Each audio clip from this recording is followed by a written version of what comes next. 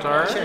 Hello. Hey, and welcome back to the Ontario X-Wing Regionals. I'm Mayanana. This is Mark Tang, and we're at 401 Games on Yonge Street, just south of Wellesley. 518 Yonge Street, to be exact. 518. Yes, 518. 518. I'm saying again what you already said. Yes, no, I appreciate that. That's right. Appreciate me. And we've got a great matchup here. The number 1 seed, Spencer McClung, is facing the number 8 seed who's in this room. Why is he in this room? Nobody knows why he's in this room. Do you not have a battle? You do not have a battle? What? Should you not be battling? No, they haven't yet. Oh. So we're just waiting. The number 1 seed is Cherno Fel. If you were watching the first, I believe it's the second round. The second round and the third round both had Spencer in the games. And he's got a really interesting PS10 Cherno build. And it's pretty devastating. And he's facing off against a list that's designed to beat 2-ship lists. So it's going to be an interesting matchup. Carlo's got his Corrin without engine upgrade or push the limit, and Kraken and 2 Zs. And the Kraken, both Kraken and the 2 Zs are all loaded with missiles. 2 homing missiles on the Bandits and 1 cluster missiles on Aaron Kraken. So, and Carlo had a tough go in the last match versus really Joe did. Silva. It was sort of a mirror matchy thing. yeah. Joe not didn't working have out the for him. missiles, but Joe had Eton and a bunch of and Tarn and a bunch of Zs. And it didn't work out for him. It might have been the luck of the dice, but maybe it was also just a matchup problem. Carlo did say he built his list specifically to face 4 Bs and 2-ship lists. And So- here we are with a 2-ship list for him to murder. Yes, but Spencer has been murdering everybody that he's played, except for William, who had a really close game with him. It's going to An be insanely interesting. close game with him, actually. Spencer's matches, I don't think, involved something with such a strong alpha strike. Also true. Carlo was talking about how his list is all dependent on this ordnance that he's unleashing on his opponents, and then he falls apart like a limp person. Now, is he expecting to do like 8 damage to Chirino on the first wave of attack, or do you I think he's just going to expect that. punish Sunter? Is he? I think punishing Sunter is a mistake.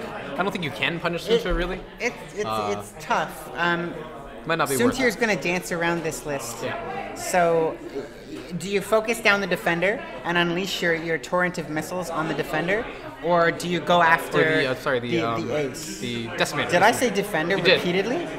I think you secretly wish Regionals the is 2 a defender 10-hour-long adventure. lists- You really wish that 2 defender list made the top 8 cut, didn't you? I feel that there from was you a right 2 now. defender list, There wasn't was. there? I'm not sure what the odds. I about- don't think the odds were good for that one. Yeah. But the 50-point Vessery and 50-point who's the other pilot? Rexler. Braff? Rexler Brath. Yeah. If that had made the top 8, that would have been amazing.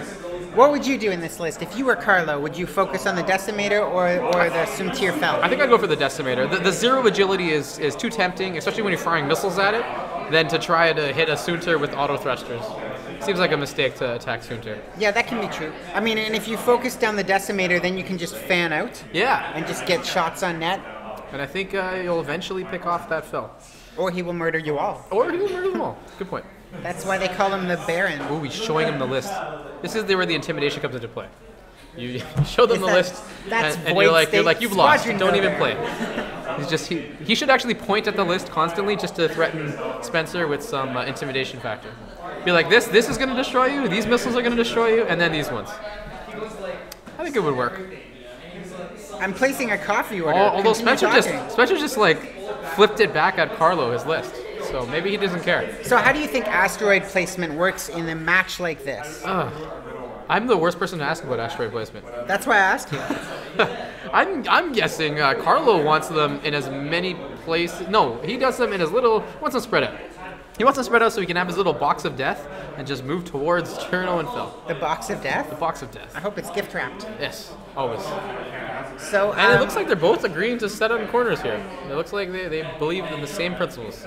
yeah, this is what we were talking about earlier in Paul Heaver's article, and what he was referring to the box in the middle, the playable area for asteroids, and some of the recommendations is to, if you don't want asteroids to be a factor, throw them in the in the corners, corners, of yeah. either your own or your opponent's. I've been told, I don't use them this way, but I've been told you should like measure them out at a certain range so that you know what maneuver will take you to the next asteroid. So you know the distance between them, and you know how much room you have to go depending on where your ship is. And I don't really do that, but I have to admit that's a good idea. It seems like a good idea. Which asteroids did Spencer bring to the table? We know Carlo brought the biggest Let's ones. take a quick look. He's trying to trip up the large ships. Carlo's got the biggest ones, as you mentioned. Spencer, I think, also had something similar.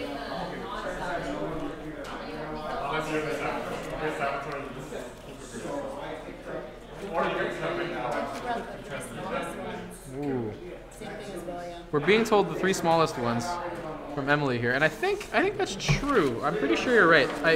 We I saw think this so. earlier. It stands to reason that you'd want the least interference with your giant, cumbersome ship. I think we've seen this list so many times, and yet I still don't remember. There it is. Oh, yep.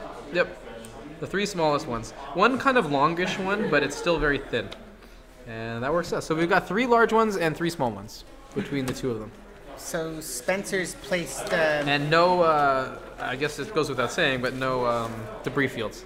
You know what's interesting is so the bandits were put down, and then the next lowest pilot skill was Suntir Fel. Huh. Because everyone else has veteran instincts. Right. A PS10 Cherno, a PS11 Aaron, and a PS10 Corin. I like this. I do this all the time, this sideways setup. Yeah. And then some people are just genuinely confused. Like, why would you do that? You're supposed to point the other way. I like it. Oh, you know what? Let me double check that. Is Aaron actually 11 or is Aaron base 8? I can't remember. He's 8, so he's... Oh, sorry. So he's PS10 as well. He's matched with Corin. Okay. Yeah. And I wonder who took initiative there.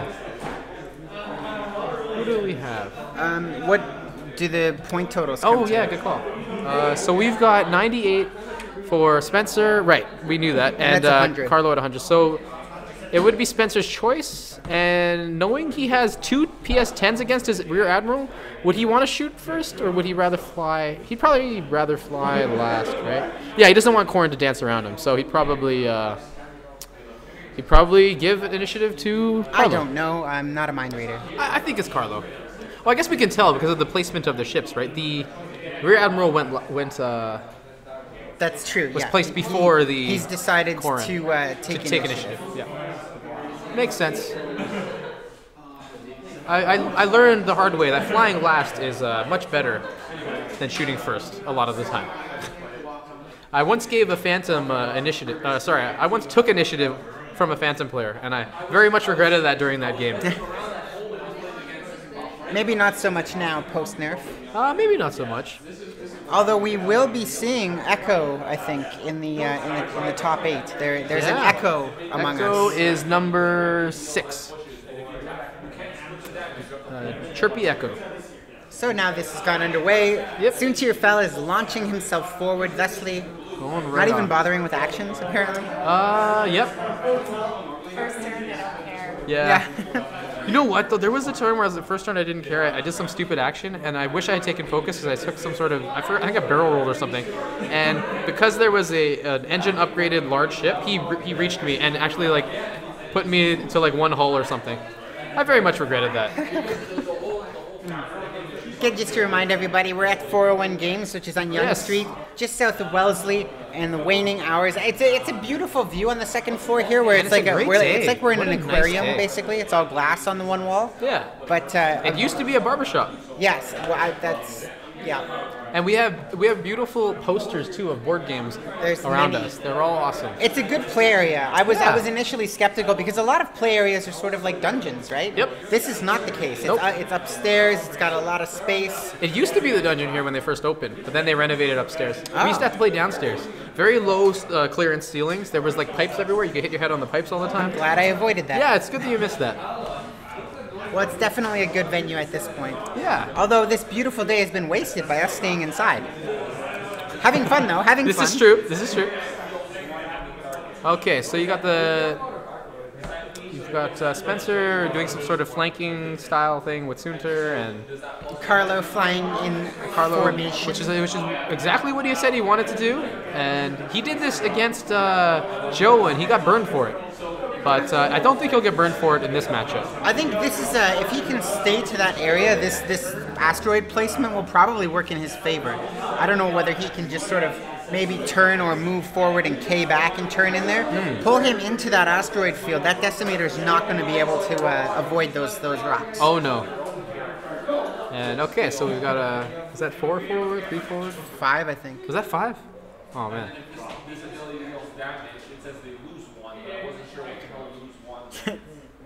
So And he's there's a definitely boost. going to flank them. He's definitely going to flank them. There's no stopping that flank. I don't believe Carlos should really care about this too much. Because I think he really just wants to launch like 3 missiles at the Cherno, and hopefully that'll be enough to critically damage that I thing. mean, the thing is, Spencer's slow rolling his Decimator, and he's slow rolling his squad. Yeah. Soontir's not slow rolling. Soontir is so not if slow he rolling. plans on ignoring Soontir, he's going to pay for it. Yep, that's a good point. Hi, howdy, Tyrantus. Oh. Tyrant Nez? Tyrants? Tyrants? Maybe Tyrants? I think the end is silent. And hello, everybody Hello, on the Lamberzilla. chat. If you have any questions or comments, just shout them out. I'm Mayanana. This is Mark Tang. We are your commentators for Yes. the Ontario Regionals of X-Wing. And Marty Mar, I agree with you. Anybody that puts munitions on a ship, I give a lot of respect to, and I'm always rooting for that player.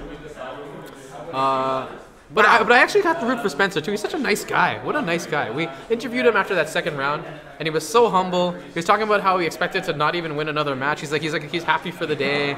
He had won 2, and then he just decimated everybody apparently. It's So like a with his decimator. guts versus niceness. I don't know who to Yeah. vote for in I this don't know election. either. I guess we'll let the dice decide. The dice will absolutely decide for us. It's true. He's from New Zealand. That's amazing. Tyrant, New Zealand. Well, I don't know how amazing it is. I saw it in a movie. It's not. It's Lord not, of the Rings. Aren't they the Kiwis? Kiwis are from New Zealand, right? That's what they call them. I think. I think that's racist. I think no. I swear that's like a positive term. No, I'm certain it's racist. Are you sure? No, they call themselves. Yeah. Oh, It's a self term. there are many veteran instincts. We have in a this great case. Aussie meat pie place here called Kanga at Queen and John, around Queen and John. Actually, closer to Queen and Duncan, actually, and it's really good. So, Tyrant, really, you really should good. come over to Toronto because there's one single restaurant that will make Exactly. you feel like home. You can get a whole bunch near you, or you can come to Canada and try one here. It's great. Okay. Tyrant confirms that that is not a racist term. Oh, excellent. We're happy. I just watched too much Flight of the Conchords. That's my problem. Ah, I love those guys too. We're slowly inching towards combat in these quarterfinals. I think we're one more round away. What did you just call me, Tyrant? Oh, filthy Canuck. So for everyone joining us here on Twitch, please feel free to join the chat and cause a ruckus. That's what you're here for. I have cookies. Oh, you got a wonderful coffee delivery. We approve. Ooh. So I'm excited for Carlo in this. Not to say anything against Spencer, but I'm excited that Carlo is getting exactly what he wanted. He came to these regionals with a non-meta list that is designed, oddly, in order to handle these 2 ships builds. And Yes. here he is getting what he wants after This is it. not getting what he wanted Although last match. it looks like Spencer's not really giving him what he wants, and that he's really slow rolling that Chirpy to make sure he's not getting shot. Soontir's going in first. And Soontir is pretty well obscured. I think he... is that asteroid covering Soontir from a shot there? Hard to say. Probably not, actually. Yeah, if he wanted a shot on the front row, he'd be going through an asteroid. Or not, I don't know. Yeah, I think it's around the It's all asteroid. about that slight tip towards the... Yeah, I want to say it's Definitely. around the asteroid, but I don't know. So other popular lists that we've been seeing today, Super Dash and Corrin, B Swarms with some combination of Z, Y, or no. Chirino and an Ace usually fell, one-time Echo. And after that, it's kind of a mixed Yeah, bag. it's been over 50% Rebel and over 50% Super Dash, Corrin, and B Squad. And the exact numbers are 28 Rebel lists, 14 Imperial lists, and 11 Skunk. So be advised if you plan on coming to Ontario, this is Rebel country. It's definitely a Rebel country. Does Carlos? I don't think he has munitions failsafe. No, he Carlos doesn't have that. actually. So I'll give you the Carlos loadout. He's got Corrin with Veteran Instincts, R2-D2, and Fire Control Systems. Aaron Kraken with Veteran Instincts and Cluster Missiles. And 2 Bandits with Homing Missiles. So nothing too crazy, it's just all about the munitions. And there definitely are no fail-safes, it's all or nothing. That's how he likes so, to live. So on the farming them edge. against Soontir is a bit of a risk. We'll see what happens here. I think he was probably planning to go after the Decimator, but when Soontir got up in his grill like that, he's definitely going to unleash I think on you're him. right. I think you're right. Yes, Kraken's. Carlos Kraken does not have squad leader, just cluster missiles and VI. And if you're wondering about Spencer, Spencer's got Vader, Gunner, Rebel Captive, a Seismic Charge, which is awesome, Veteran Instincts and Engine Upgrade on the Decimator, and Auto Thrusters, Push the Limit, Targeting Computer, and a Royal Guard title on Soontir. So, other matches going on right now. Sorry, it's getting worries. louder here. We got Joe Silva. So Joe Silva's got another, similar to Carlo, he's got an EXZZZ list. Yep. No munitions on his pilots. David Clarihew has a Super Dash Corrin Horn. William has another Shirano Fell. Jerry Russell has a Z Swarm.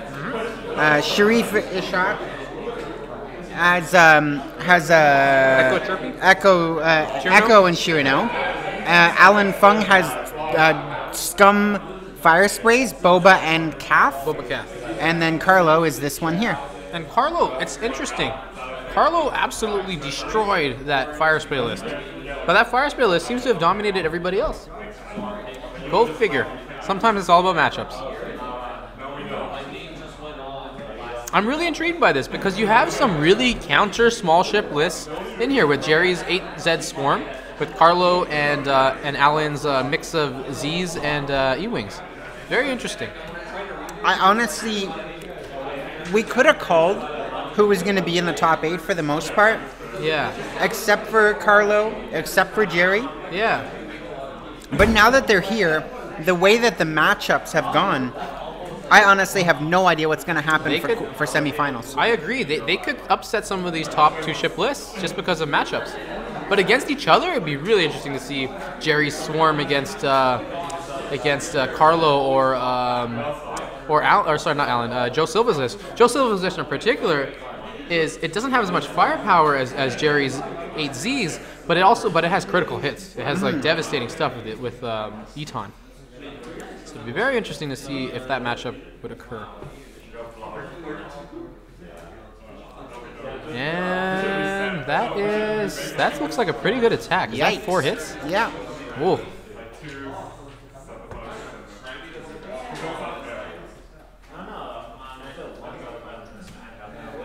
Did one get through on Soontir there? A crit. Oh boy. Oh, I missed that. Was that a direct He hit? raised it up for our benefit, but it didn't quite... he missed. He went too high. It looked like it didn't have a lot of text, so I think it was direct hit. I think it must be devastating because it might be worse than direct hit, to be honest with you. So at this point, you've spent some ordnance on Soontir Fell. Are you planning on using more to kill him, or are you going to just throw your two dice at I him? don't know. I think you got to go for it. If you're hitting him, you got to go for him. You don't care. Once he's down, you outnumber Cherno. You don't care. And just to clarify, Jerry Russell's Z Swarm is Rebel, not Scum. Yeah. Yes, that's a good clear. Right. It's not a binary Binary Pirate? Binary pirate?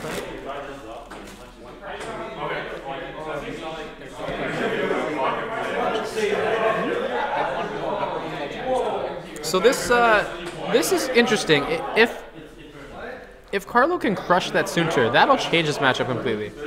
I mean, you can say Unless that about he anything, spends all but his ordnance to do it. I think that's still okay, no? Because you've got Corrin and you've got 3 Zeds against a defenseless Chirano, right? And you could even start blocking him and making him do stupid things. You might be able to punish the ship. Notice that Carlos got that little reference guide there. Ooh. That's something that Josh Dirksen had put together. Absolutely, it's and has awesome. all the maneuvers. It's really I fantastic. love using it because I don't really remember what every ship can move, and it's really important when you give a ship stress, or when you give a ship stress, it really shows you what the ship can't do anymore, or what they're more likely to do. It helps you understand where ships are going to go. And actually, these mats are probably also from Yeah, Josh, they're definitely right? Josh design. Josh Yep. is an amazing asset for this Huge, organization. huge. He also is a playtester for FFG now for the Star Wars games. For X-Wing actually. Couldn't be here today. Nope. Probably because he has a mother. Could be. But yeah, he's done a lot for this community, and he's a big part of the Toronto X-Wing community. Yeah, the Star Wars Gaming Ontario group on Facebook. Feel free to join that. You don't have to be from Ontario to join that. It's a great resource, and from that group that Don and Josh and other people have been a part of, the community's grown to the fact that now we have weekly drop-ins almost every single night of the week. Night, yeah. So we've got Mondays at X Planet in Mississauga. And that's all part of like everybody at each location working towards organizing these things. That's right. There's somebody in every little city around the GTA that's helping push these events, and that's great. And sometimes there's even multiple events. Like Tuesdays in North York, there's Harry Tarantula North, there's Friendly Troll in Hobby Kingdom in Burlington. That's awesome. Wednesdays, Kaiju Games in Mississauga, Heroes World in Markham. Thursdays, Titan Games in Mississauga. Fridays, Meeple Mart. Every first Sunday of the month, 401 Games runs a tournament.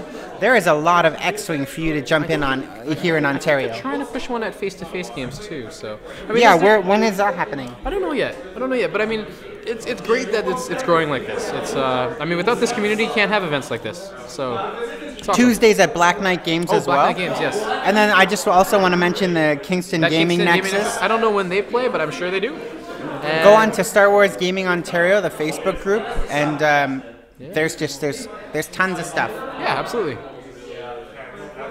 And even if you can't make it to those game nights, there are people in the group that you could probably meet up with on your outside hours and play games with at their house or something, or at any other public place. It's great. The people in this community are really really friendly too, which is and good. Some of them are werewolves. And some of them are werewolves. Are any of them vampires? No. Vampires don't exist. Just I can't werewolves. share that information. All right, fair enough. So we got this. We got Chirano over here. Oh, Tuesday and Sunday with bi-monthly tournaments at the Kingston Gaming Nexus. Thanks for that clarification. Glythen, thank you. It's great. I mean, honestly, there's so much going on that we can't even hold it all in our brain. Yeah, I have no idea. That's why we have Facebook. And so we don't have to remember things. Brand Keg is right. Jerry did run his 8Zs last year. I believe he ran 8Zs at Nationals too, and I've seen him run them at local tournaments before. And he too. ran it at the store X-Planet. championship for Kaiju and X Planet. Yeah. He loves it. He loves that. It. I don't think I can handle 8Zs. Anytime I throw 2 dice, I would get too angry if I were to miss all the time, which could happen very often when you're rolling 2 dice, right? Yeah. I respect it though, and the amount of brain power it takes, impressive. So many dials. So many dials. Okay, so what do we got here? What do you think is happening here? Do we believe a Soontir hunt down? No. They are avoiding that asteroid, and they are also ready for the Rear Admiral. Who's the Canadian national?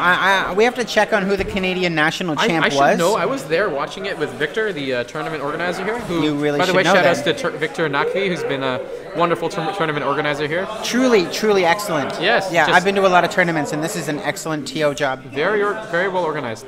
The winner it was a Canadian, and he just inched out an American, and the American would have won if he had more time. And I believe the Canadian was running the Fat Han list. Oh, is it And Grish? the American was running 4Bs. No, it wasn't. It was, I didn't know him too well, the winner. Oh, But he was running a 4B list, 4BZ list. was it Nelson? It might have been. So Nelson, if it was Nelson, Nelson's here today. I think Nelson was top 8, but he didn't win. Oh, top 8. I don't know who it was, but he What? ran a 4BZ list versus no, sorry. The American ran the 4BZ list, and the Canadian ran a Fat Han list. It was actually who are the Millennium Falcon pilots again? Han, Chewie, and Han, Chewie, and I'm not acting natural. too funny. Actually, you know what? Victor would be able to tell us. I'm pretty sure. We can ask him about that. The who won nationals last year again?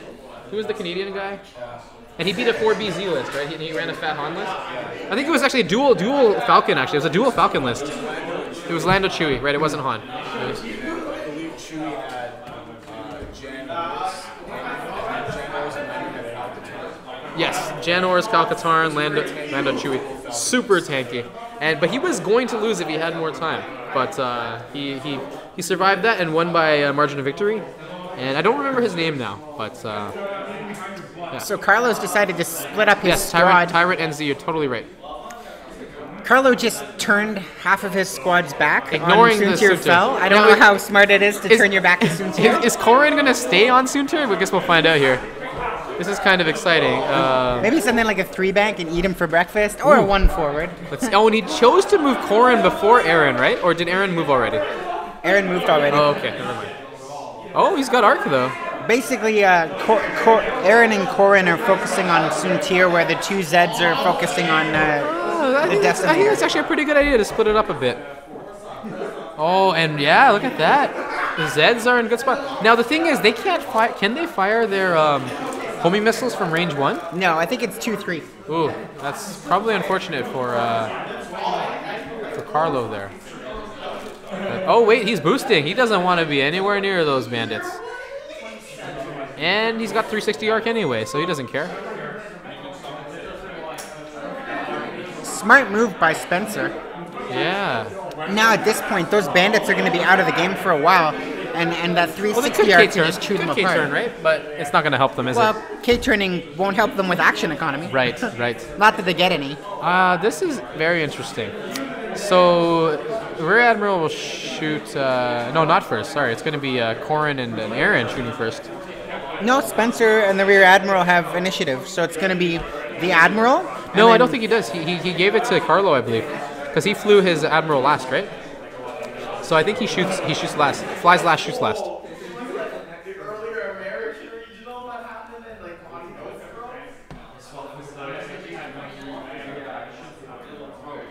Yes, Tyrant, New Zealand. It's true. He was 1 turn away from losing. It was an insane matchup. There were some amazing maneuvers in that game, and he's lucky he ran out of time actually. So unfortunate for the American player that he ran out of time though. That looks like 3 hits, 2 evades or something. Yeah, that doesn't look like the best evade for Soontir Fel. Uh-oh. That is a spent evade token, I believe. And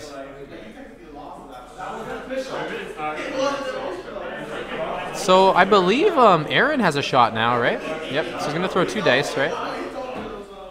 Wait, why is he throwing 3? Oh, the missile, right? Cluster missiles. Okay, that's evaded. Oh, did he forget to give an action? He might have. Aaron should be giving a free action to Corrin Horn there, right? Uh-oh. Oh, that looks like an evaded attack. That's unfortunate. No, wait, what? A crit Direct hit. landed. Structural damage.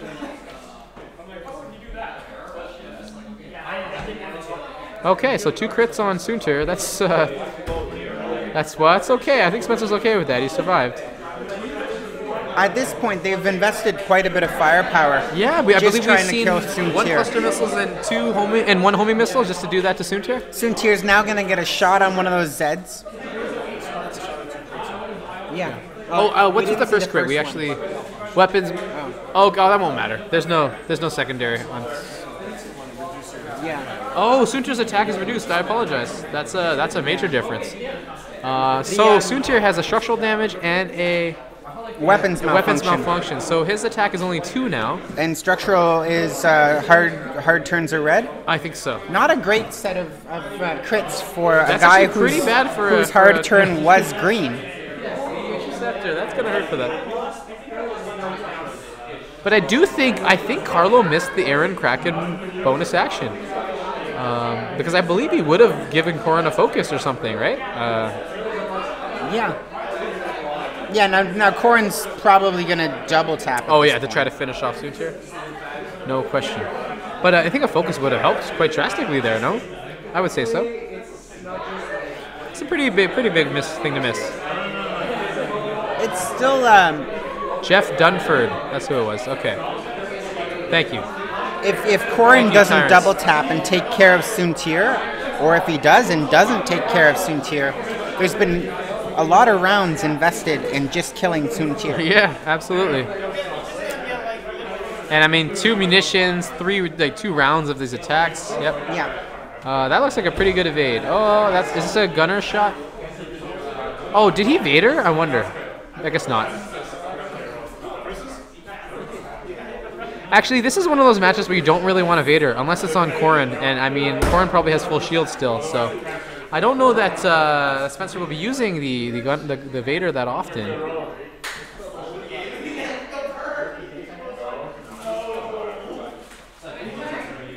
Kraken Oh, hasn't sorry, used Juice. his cluster Kraken missiles. uses cluster. Oh, he would have been able to pass 2 actions? That's crazy. I think he missed both. He hasn't used his cluster missiles. No, I think he did. Did he not? I think he just shot them on Soontir. I saw a double shot. I'm pretty sure it was. It wasn't Corrin. I think it was the Aaron shot.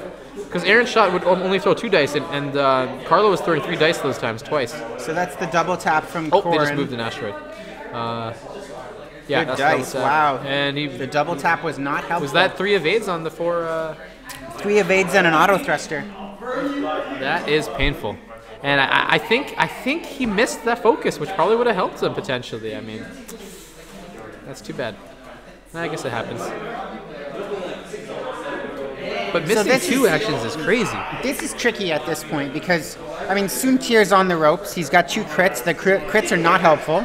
You know that his next action, if he gets one, is going to be to fix the weapons malfunction, probably. Probably. But he can't clear his stress with the red hearts, I don't think. No. So if Carlo were to use that maneuvering template he got from Josh Jerkson, he will know that there's not really much that Feld can do to get rid of the stress while escaping. But at the same time, Carlos Kraken and Corrin combo, they don't really have that many options as where they're going to go. Nope, you're right. They don't, There's a decimator incoming. and they kind of want to stay near it. I think. Just focus as much firepower as you can. So, what do you think those 2 bandits are going to do? The ones that are out of play. You're right. They might K. K-turn? I mean, they Just don't try have to any get back. boost or barrel potential. I guess so they could turn left though, because I mean the rear admiral's already going away from them. It may not be the bad idea to turn left so you get an action still, but I don't know that it'll have a good shot if they do that. To be honest with you. if they did take an action, they would be taking it for defense and still with two agility. So we're at the X-Wing Regionals at 401 Games at Yonge and Wellesley, just south of Wellesley. I'm Mark Tang, and this is May Inanna. Hello. And we are broadcasting the quarterfinals. So this is after the top 8 cut. After 5 rounds of Swiss, we're at the quarterfinals with Spencer McClung versus Carlo Rook. This is interesting. Yeah, I think Carlo's frustrated at this Yes, point. at He's this invested point. a lot of time into trying to kill Soontir Fel, and it hasn't quite worked out for him yet. It's almost, it will pay off if Soontir can die without doing much damage to him. But The trouble is a decimator late game who's untouched essentially is quite a threat. right. Yes, So- Juice made a good point with the cluster missiles. It's a good idea to pass target locks onto both of the other Zs. I mean, in this case, he couldn't do focus because the Zs wouldn't have had an attack this round. But after using cluster missiles, he could have passed 2 different actions to ships within range 1. And those target locks would have been really good. What lists are Chirino and Fel doing well against? I think Dash, Super Dash, and Corrin. Yeah, it's pretty good against other 2-ship lists. Any Phantoms, I think, and other Interceptors kind of are pretty good against that. And I think it's good against Phantoms too now because of 360. There's a lot of lists that it does well against apparently. The only lists that it struggles with are probably the 4Bs, I would think. 4B is probably pretty tough for it. Actually, I'm not even 100% sure about that. It's a pretty solid list through and through. I would think you would have a lot of trouble against a bee swarm. A bee swarm? There's just I guess you're, any you're swarm. only 2 any ships, swarm, so you're only ever going to be making 2 attacks, and you've got 4 targets with 8 hit points each. It's yeah. That makes sense. So I guess that's it. You kind of want to run a swarm and just pray that you're not going up against some anti-swarm lists. Yeah. And be advised that after this, I believe we're going to have this uploaded to YouTube. I think so, yes. So that's something to look forward to. And you can find me on YouTube, actually. If you just type the word X-Wing, I think I show up. Or let's talk about X. I think if you just type X-Wing... Are you the first? I'm going to do that right now. Go ahead and try. While you're but I am just... It's my name, Mayanana, on Facebook. Not Facebook. YouTube. The YouTubes. YouTube. Yeah, I do the thing. I'm just going to say booyah. Booyah. Booyah. What? There's just a friend made me do that. Oh. Although I don't think I was supposed to say that a friend made me do that. Yeah, no, that's great. Okay, I'm gonna Google you. No, not Google you. I'm gonna Google YouTube me. I'm gonna YouTube X-Wing and see if you are the first thing to pop up. I don't know if I didn't say I was the first thing. I'm just saying I will show up But if you're with not the the word first X-Wing. thing, how are people gonna find you? Okay, well maybe I will be. I'm gonna do this. Okay. X. It depends on how good taste your iPhone has. This is a BlackBerry. Then we know that answer. Oh. Okay. Wait. Okay. Wait, but then again, this is the mobile search. Is that going to be different from the desktop search? I have no idea. Whatever. But the main thing is, let's talk about X, or is it your channel? Is it Mayanana? Just Mayanana. All right. I talk about X-Wing sometimes. I like haven't it. posted in 5 months, so I would be So surprised maybe if I that's showed it. up. Maybe that's why. But no, you've got I've been some- inspired by this. I'm going to start doing videos again. May has some great videos discussing many different things about ships and talking about how you can play this game by yourself, which is cool. And honestly, it's kind of important because practicing moving around and understanding how far ships will go with certain maneuver templates is very important. It's something that you will not understand until you try it and you practice it. And so I do recommend just playing around with ships. But that's not what you were mentioning in that video, right? It was about an app that lets you play the game by yourself. Yeah, I'm just going to pull it up now. Now that one was sort of... Does it like move It's probably by still AI? around. Does it have like strategies for ships to move? Are you actually playing against another ship with your ships? Well, you sort of you enter in details about where ships are, what kind of ship it is, and Yeah. then what the condition is, like if Yeah. it has stress tokens and or so on and so forth, and then it decides what the maneuver should be. I like that. Okay. I'm just gonna look for it here, and I'll mention it. There's one Okay, on so the Android App Store. It's called Mark 13 X-Wing Solo AI. Ah. It's not the one that I was using, but it is newer and shinier. That is neat. I like that idea. And I believe Carlo did K-turn. I apologize. I'm a bit behind on that, but it looks no, like. he definitely K-turned. And okay, so keep the Zeds in he's the got fight. his Aaron going forward, trying to probably traffic jam that Chirano. Yeah, I like it. That's a good play. and then slow roll Corrin maybe. I think he's gonna do a bank. Yeah, maybe he'll do a bank, a right bank. Maybe Even just a one two forward bank, or would one keep him in forward. arc. Like Yeah. just go Now, does slow he with not him. want to shoot Soontir though? Oh, that's true, but And he's already passed the round in which he double shot, right? I believe that he's cleared to shoot again this round, if I'm not mistaken. no, I think he shot twice last round, so Oh. he's gonna be doing nothing this round. Maybe Okay. I'm not sure. Are you sure there wasn't a? Well, we'll see. I'm not sure about anything. This is what happens when we don't pay enough attention to the game. We start talking about other stuff. We got distracted. Yeah, once again, we're at the X-Wing Regionals at 4-1 Games, located just south of Wellesley on Yonge Street, 518 Yonge Street. Wonderful location here. I'm Mark Tang. This is Mei Inanna. You're watching the quarterfinals at the top table. So the number one seed is Spencer McClung, flying Rear Admiral Chirano and Soontir.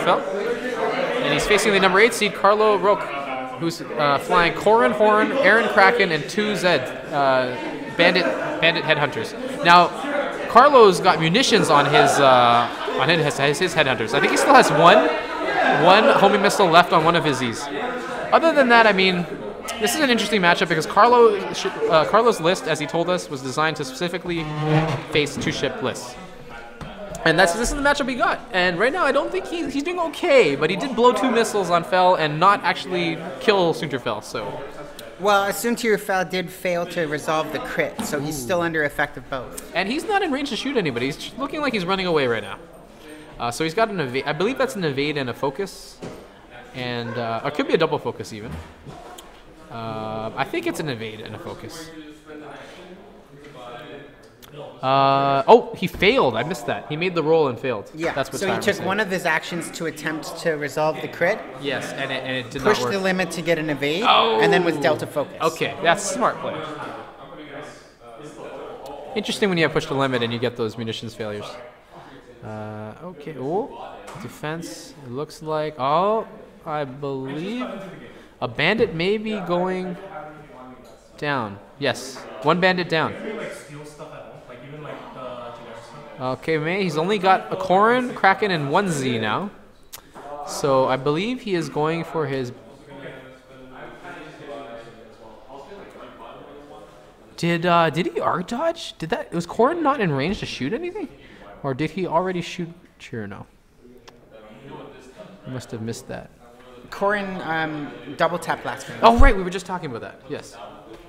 And Aaron is not in range to shoot anything. This is a pretty good round for Spencer here.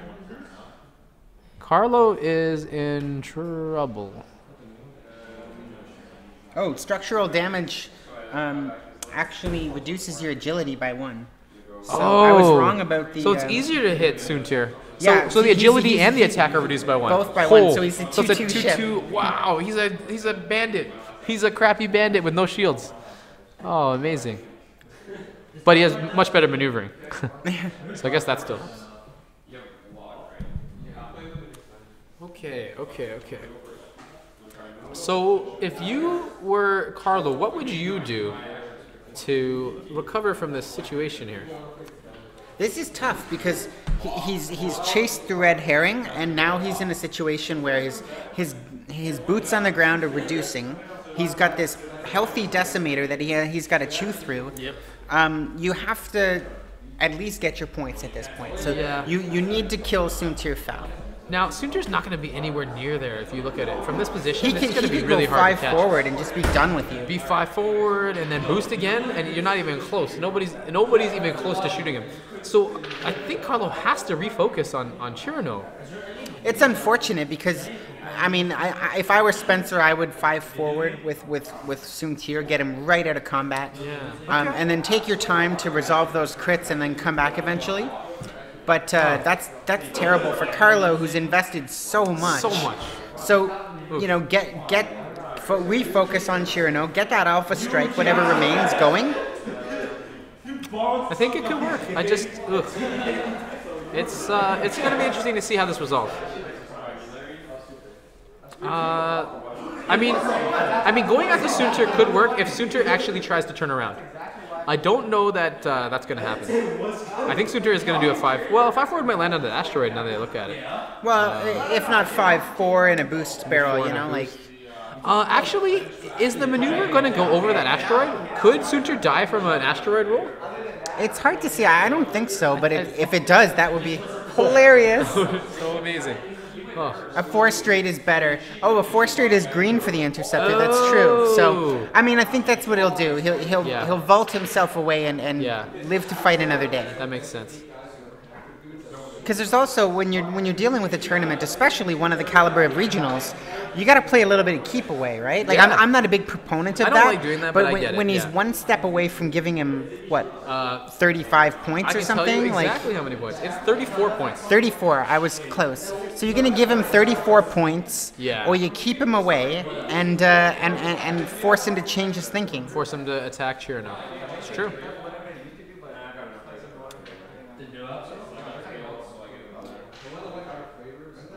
Oh man! Once again, you're watching a broadcast of the X-Wing Regionals at 401, which is located just south of Wellesley on Yonge Street, 518 Yonge Street. You're watching the quarterfinals with Spencer McClung, the number 1 seed, facing the number 8 seed Carlo Roque, or Rock. I'm not really sure how to pronounce that. It's a Filipino last name. Does that change anything for you? Why for me? What do you mean? I by thought that? maybe you know how to pronounce Filipino last names. I was just checking. Sometimes I don't know. I would think it's probably Roque. Roque. Okay, Roque. Yeah, that makes sense. Because it's supposed to be a Spanish-sounding last name. I think that's the whole thing. It's all right. We'll go with that. As predicted, 4 forward. Oh, 4 forward. Shake off the stress. We're getting outta here. Probably boost. And it looks like Carlo acknowledged that. And he turned his bandit towards Chirano. And he's rolling for it. He got it. I think he turned it upside down. So that was probably the agility one. I think I don't know actually. Oh, he's doing both. He's pushing the limit to do both. He got both. Oh! Oh wait, no, that looked like a crit. That might have been a crit. He didn't turn around the whatever the second one was. If he didn't change the order, I think he actually improved his attack. But I think you're right. That wouldn't have made any sense. Why would he do that? Well, let's hope that. Well, he would take the agility first. I would think. Yeah. Does he not get a focus from that? It doesn't look like he put a focus down. It doesn't look like he put a focus down. We'll have to change that later. And this is probably going to be. I guess Aaron Kraken doesn't have a target lock, or does he? I don't think so. Somebody's got a target lock. Yeah. It's no, Corin no, Horn. he does have it. No, wait, yeah, he does have a target lock. He does have a target So lock. Aaron Kraken wishing he had a target lock at this point. I think he went over an He does. asteroid. He does. I think. Does he? Oh no, that's Corin. I'm sorry. Yeah, Corin has the target lock. What did Aaron do as an action? He flew over an asteroid, I think. Rolled to see if he got hit and doesn't get an action. Yep, that's good. Oh, barrel rolling away. This might be the good play here. Has Spencer gone against any bee swarms today? Yeah, he just played Yeah. against Nelson, who had a bee swarm, and he beat I Nelson. think he also faced he faced a mirror match, and I think he faced bees in the second round as well. Yeah, so it sounds No, like maybe not. Maybe not. It wasn't bees. Sorry. he's definitely But his he's last had at match. least To one. get top 8, I think you he have had to. crush There it. were like 3 B lists in the top 8, so he would have had to face one of them. Being Yeah. the number 1 seed, he had to face one of them. But there's no bee swarms in the top 8 now. No, I don't think so. Nope, None at all, eh? none. Wow. There's these Joe Silva and Carlo with these two Yeah, these- unconventional lists, both in the top 8. Amazing. Alan's got two fire sprays in the top 8. Yeah, that's true. That's really unorthodox. And then you got a bunch of chirpies, like three of them, A couple super dashes. and super dashes. Yeah. Well, one Are there a super couple? dash. There's only one. There's super only dash. one. The, David the only Clare did. dash that made it in. Okay, there's a. It looks like there's a successful defense there. Oh, by the way, I'm not sure if the audio is distorting at all. Please let us know. I can turn it down, but I'm hoping it's okay still. Oh, Aaron Kraken just died. The Admiral killed him. Oh. So things are really not going Yeah. Carlo's way. Corin tried to block him, and he did, but it didn't matter, eh? Corin blocked the Cherno. Oh, great. Glad to know the audio is perfect.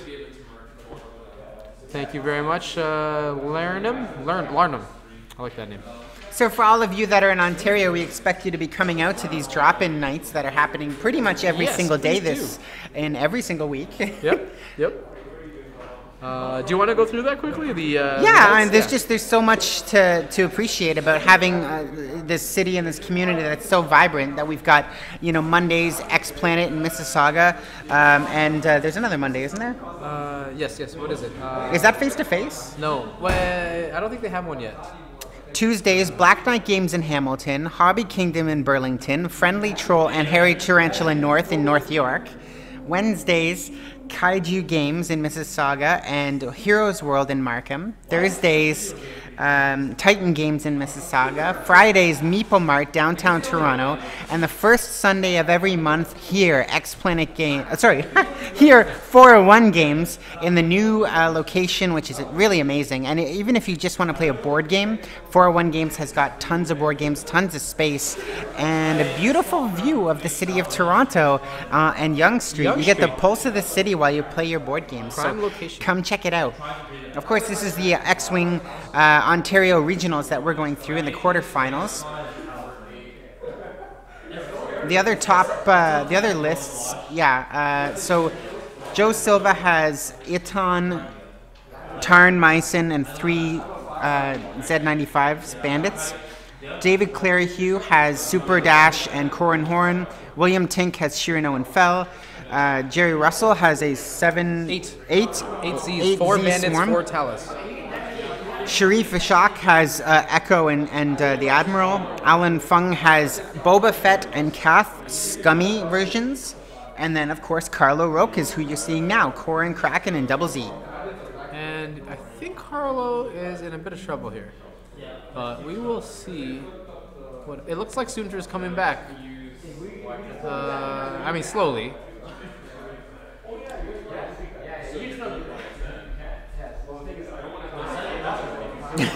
This is a bad situation to be in. Like, if you're Carlo and you're kind of like, oh, just one more on Soontir. And then, but like, then you have oh. to realize you're nowhere near defeating No, the Soontir can fly Decimator. around the map, and Decimator's just gonna pick shots at you. It looks like he's moving towards that Soontir, but I don't think he's gonna reach it really. Although, if that's the final position there, that's a shot. Nah, that looks like it could be out of range. Actually, that's definitely out of range. Who am I kidding?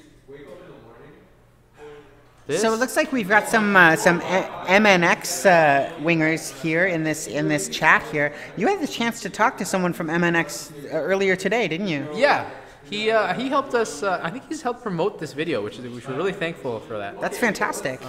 That's a great channel.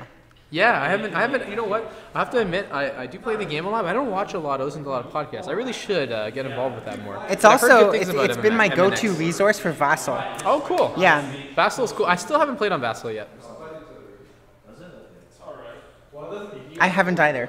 I just sort of watch. I used to watch YouTube videos, battle reports obsessively, and then tried to do one myself. And it took me an entire 8-hour day to put an overlay to. It was a beautiful overlay. Like, believe it. Like, well, what's the name of the people in Australia? Sanctuary? No. Sanctioned. Ah. And they have a beautiful overlay. So I was like, I can do a beautiful overlay, and I did. It just took me 8 hours Oh, man. for 2 minutes of the battle report, and then I gave up. Oh. So you didn't finish that overlay?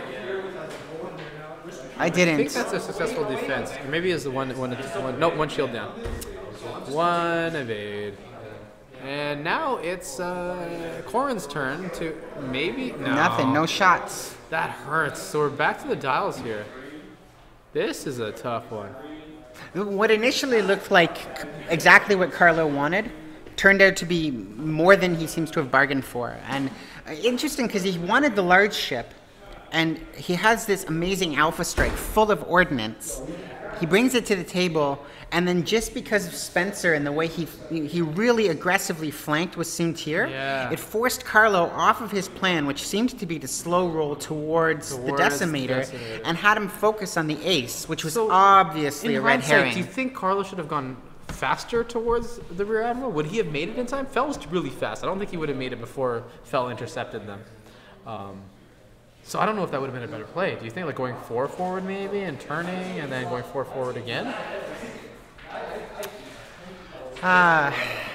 It's tough. It's, you know, I'm a bit disheartened at this point. I'm not sure what to do. I mean, you know, you at this point, do you change and you say, you know what, maybe I'm not going to win this, and you chase Fell down and take your points, take your 34, or do you turn and focus? Like, he hasn't even taken a shot on the Decimator. That's so tough. You're right. I think he hit him once. A little maybe? bit, but I mean, Not you know, nothing substantial. I don't even think the shields are down. I'm not really sure. We didn't play today. We've just been focusing on commentating. that's right, Tyron. Yeah, We honestly, didn't play. for me, I was going to sign up for regionals. I wanted to bring my double hawk Guri list. Oh man, that would have been fun. I'm doing well with it. It's ridiculous. That's what I love about it. But 10 hours of X-Wing is too much for me, I think. My limit is like shiny objects. Yep. I mean, I get to play 3 games, maybe 2 games. I like playing 3 or 4. and then I just run outside and I'm lost forever. So Well, my list is usually pretty easy to run. I always run some stupid X-Wing list, so there's not much thinking. It's by stupid X-Wing, do you mean specifically Jack Porkins? yes, Jack Porkins, Okay. who was my favorite X-Wing pilot of all time. Right. So obviously this is why we're not playing, because we are schmucks and we have I would the foolish list. guarantee I would have placed like somewhere in the 40th or something position. So it's probably good that I didn't play. You think that though, but I thought that too. I show up at the X Planet Store Championship. I bring a 61-point Kath Scarlet No. and Guri, Oh man! and I'm like, oh, I'm gonna get out right away. I came in 4th.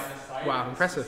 You know, sometimes those beefy ships, if people don't have an answer to them, you can just punish them because they do everything. All those 60-point ships do everything, and they punish when things land in front of them. And when you bring Or something behind to them, the table yeah. that nobody's thought of, they underestimate it, you have a bit of an advantage. You know, and if you play the same person with that list repeatedly, they're gonna destroy you. Oh yeah.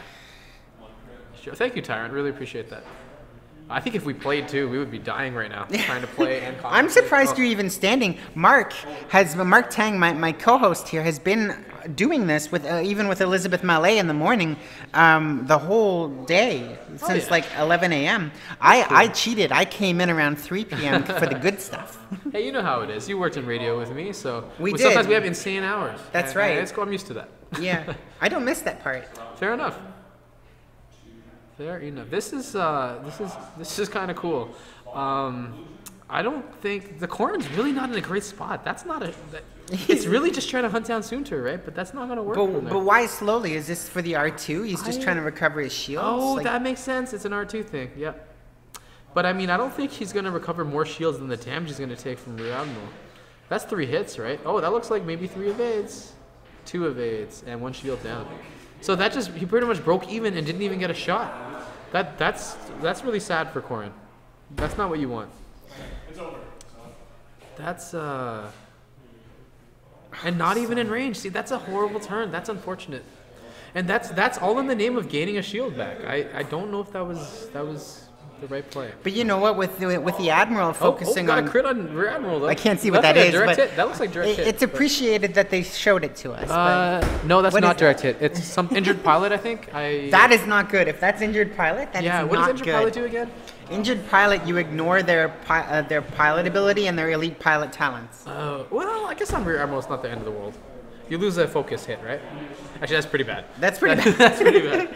A free focus- free Also, focus he's hit. got veteran instincts. So suddenly he's, Wait, you he's ignored that shooting too? last. Oh yeah. I thought you only ignore the pilot ability and elite pilot talent. Oh, horrible.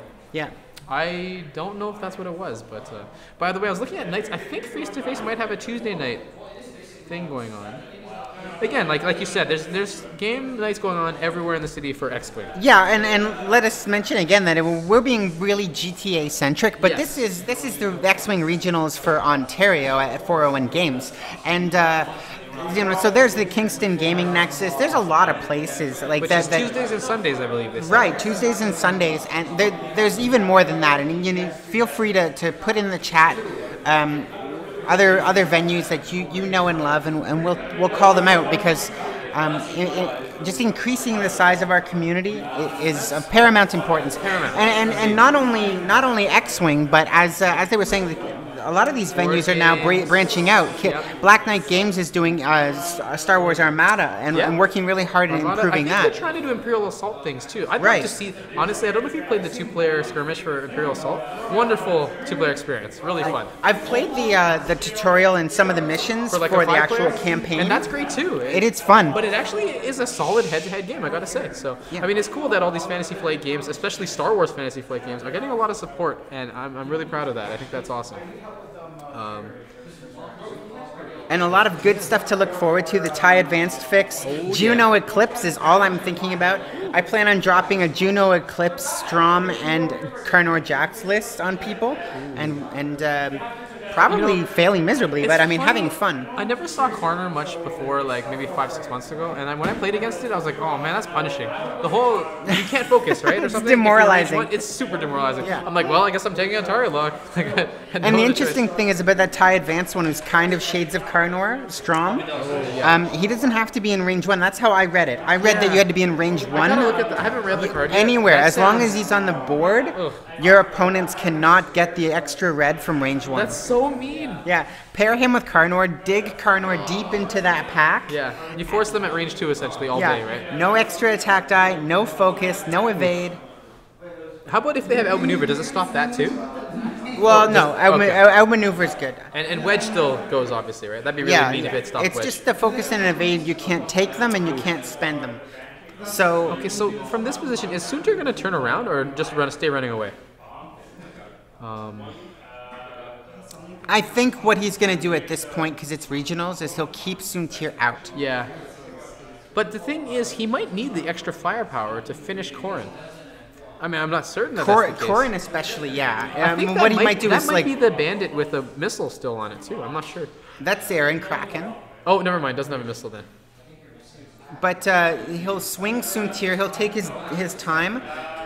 If I were Spencer, I would now like switch gears and use the Admiral to attack Kraken, kill him off, and then the two of them can tag team Corin Horn.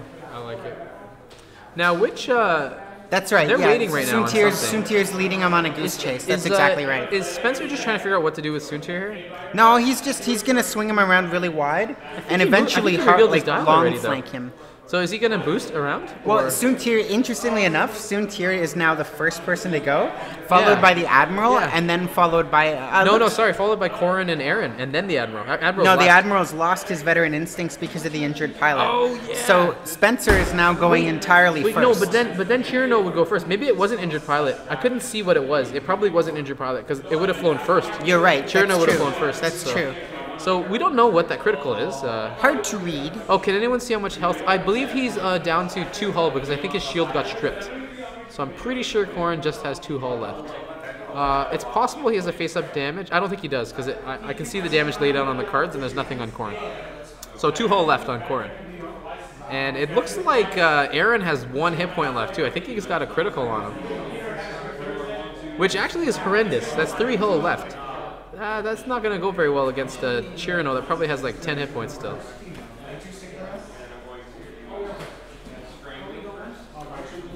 So Carlo's got to make a decision. Oh, he's made a decision to barrel roll, hoping that... I'm not sure. Hoping he lands behind the Chirino? He just wants a shot, I guess. I'm just gonna send myself a text message about this open broadcaster software that we're using to stream on OBS. Twitch. Yeah. This is very cool. I think it might be free. It might be one of those open source things. That sounds splendid. Because after spending 8 hours on an overlay for 2 minutes, this is a welcome change. This is great. I mean, I think you still have to get the overlays designed. Like you can design them pretty. I designed a lovely overlay. Oh, excellent! Then you can use that. 1 HP. Someone's asking on Aaron, I believe so, and I think 2 on Corin. This is crazy. This is think- potentially academic. It depends. Like, Yeah, I think Carlo's in big trouble. And but- that brings up a good point. Like, when do you sort of realize you don't give up? You never, Never give give up up, in never tournaments. give up, It's no. not not fair to the other Oh, players is either. that hit crit? No, it's 3 hits. Okay. But at what point does the game kind of go? Well, this really didn't go my way. No. Oh, never mind. Aaron still had full shields. I'm sorry. Aaron is 100% health, so Aaron has 1 shield and 2 hull now. I didn't see those shields, guys. I'm sorry. Interesting that he didn't shoot at Corin, though. Why did he not shoot at Corin? What the heck happened there? Do you get that? Chirino shot at Aaron Kraken. He's probably easier to kill. He's probably getting frustrated with Corin Horn constantly regenerating shields. The Corin has no shields anymore. Oh, wait, did Corin gain one? There was no dinner break, actually. Yeah. This has been a long day, and there was actually there's no a dinner good break. discussion on Nova Squadron Radio about how to prepare for regionals, and what an exhausting process it is. 10 hours of X-Wing, 5 Swiss, 75-minute rounds before your top cut. And in this scenario, there wasn't much time for breaks or No, lunches. I think you so- had to finish early. You had to have a list like Spencer's where you could finish the guy in 30 Yeah. minutes. And then The just advantage go- of 2-ship builds. Yes. You're either dead or you won. You're dead or you're... Yeah. It's lunch break. They call this list lunch break. I wonder No, how I much did of how much of the meta and the 2-ship builds that we see is don't- actually determined by the fact that X-Wing's a This lengthy is a big tournament attack circuit. by Corin on Chirino. Sorry, we were saying the... No, that's okay. Is that 3? And he's gained fire control, which means I believe that was his first shot. So if Corin survives, he'll get a pot shot. Oh, four regulars. Okay. So how much do we got there? It's Can we- hard. Let's like, scroll let's up. Let's scroll up. see if we can scroll Let's up. scroll up. I We're think going we to can try do to that. scroll up. Oh, good. Oh! 1, 2, That- 3, we 4, apologize for not 5, showing you that 6, earlier. That's 7, 10 8, damage. 9, 10. So, the only 2 hit decimators- points left, which yeah. means Corin can finish it with the pot. The bonus tap. There's 3. Sorry, that was 3 the double tap. IGs That was the today. double tap, wasn't it? Because it looks like they set the dials here. Yeah. There's no way Corin wouldn't have taken another shot there. There's 3 double IG lists here today, and then there's 1 Boba Fett Yes. IG list. 3 Brobots, and they did not do that well, I don't think. The best list with an aggressor in it was actually The Boba Fett the Boba IG. Fett IG, which was It is 19th. 19th, Gary Bento. He was in the top 4 for like 4 rounds. Yeah. And then he dropped out in the last round there. Like, there's been a disproportionately large amount of Rebel. All of the Scum and Imperial combined don't even equal the Rebel. No, yeah. It's Scum is so that's Scum 11, Imperial 14 Imperialists, and 28 Rebel lists. So 53 people in total. And of course, that was Mark Tang. I'm Maya Nana, and this is the X-Wing Ontario Regionals here at 401 Games, which is on Yonge Street, just south of Wellesley. And on the first Sunday of every single month, you ought to be coming out and enjoying this great space for gaming. That is right. And actually, Mr. Hosty, I just want to confirm. I think there were 3 double. I believe there were 3 of those. We're going to fight you on this. Robots. Yeah, we're going to confirm it. I know I had it here somewhere. Yes, there was Alex Bremner running robots, Tobias Silverstolp running robots, the BNCs, and Jonathan Rampersad running robots BNC. Everyone ran. Oh no, there were 2 BCs and 1 BD. Yeah, PS6 I think really does hurt the aggressor quite a bit. And stay tuned to 401 Games YouTube channel, I think, Yes. when they're going to be posting this after the fact. And yeah, that'll be awesome. And oh, someone has moved their movement template to the board, meaning maybe they're really confused now on what the decimator is going to do. Right. This is very interesting. So you think he didn't want to shoot 4 dice on Corrin instead of on Aaron Kraken? That's what confused me.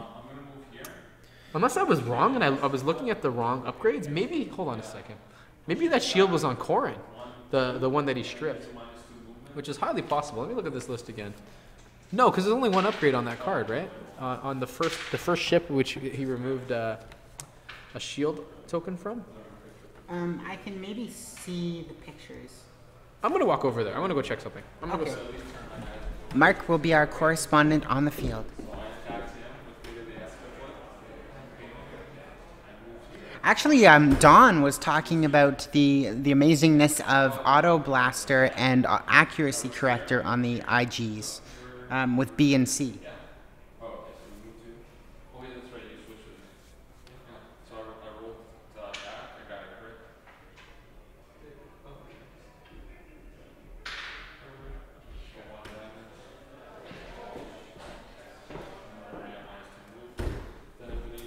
Yeah, I was wrong. So the first card is actually Corrin, which makes sense. Corrin is the one that just lost that shield. He did shoot at Corrin, not the Bandit. It's not even Aaron. It's just the Bandit with no shields at the back there. So Bandit has 2 hit points. Corrin has 3 because of hull and 2 shield. So he's just prioritizing the larger threat rather than stealing the points. Yes, I think so. And I think he's right. You got to kill Corrin. Corrin is the threat right now. Corrin. Oh, okay. Just trying to get in the way, or. Oh, is he going to be able to take an evade token? That's the question. Did he collide there? He's doing his best to block the decimator.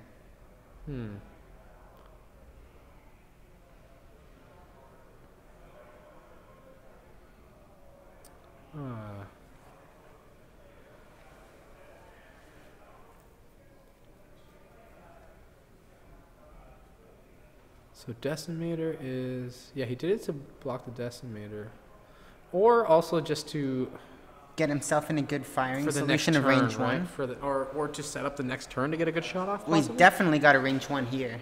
Did he get an evade token? He did. He got an evade. Oh man. Yeah, I think the other bandit got blown up before he got the Shaffire's missiles. Oh, Sundra's in now. Sundra's back. Yeah, that was a good time for Sundra to return. That looks like that bandit's in deep doo-doo. It would be surprising if that bandit was not dead. Yeah, although I think he's going to try and shoot at Corrin, no? I'm not sure if Corrin's going to be in Suntir's range. No. So, do you think he should shoot with the Rear Admiral on the bandit, or just On hope Corrin. that Suntra kills him? You got to go for Corrin, right? Yeah. So that's target lock. Right, he had a target lock anyway. So That's he's like got 2 3 hits and a crit? 2 hits and a crit. I can't tell. It looks like two hits and a crit. And we've got 3. Oh. On Suntir fell? Who was that? I think that was Corrin. Oh, that was Corrin just- Suntir fell on the bandit at range 3. What? No, Wasn't it? that was No? Corrin. That was Oh. the Rear Admiral. Rear Admiral shoots first, right? 10 PS. Oh, right. So that was the Rear Admiral shot. That stripped the shield, it looks like. Wait, that was only 1 damage. Oh, wow. He still has a shield on there, right? Am I not mistaken? So it looks like maybe the shot on was actually better on the bandit, because I don't think the bandit's gonna die from this attack. Nope. See, that's one of those weird. But that's the luck of the dice, really. There was I mean, a crit dealt though. You still want to hit Corrin. Oh. Can't tell what that is. Oh, Never well. mind. There was a damage dealt. Well, it's not dead, so it's obviously not direct hit. That takes out 7 of the choices.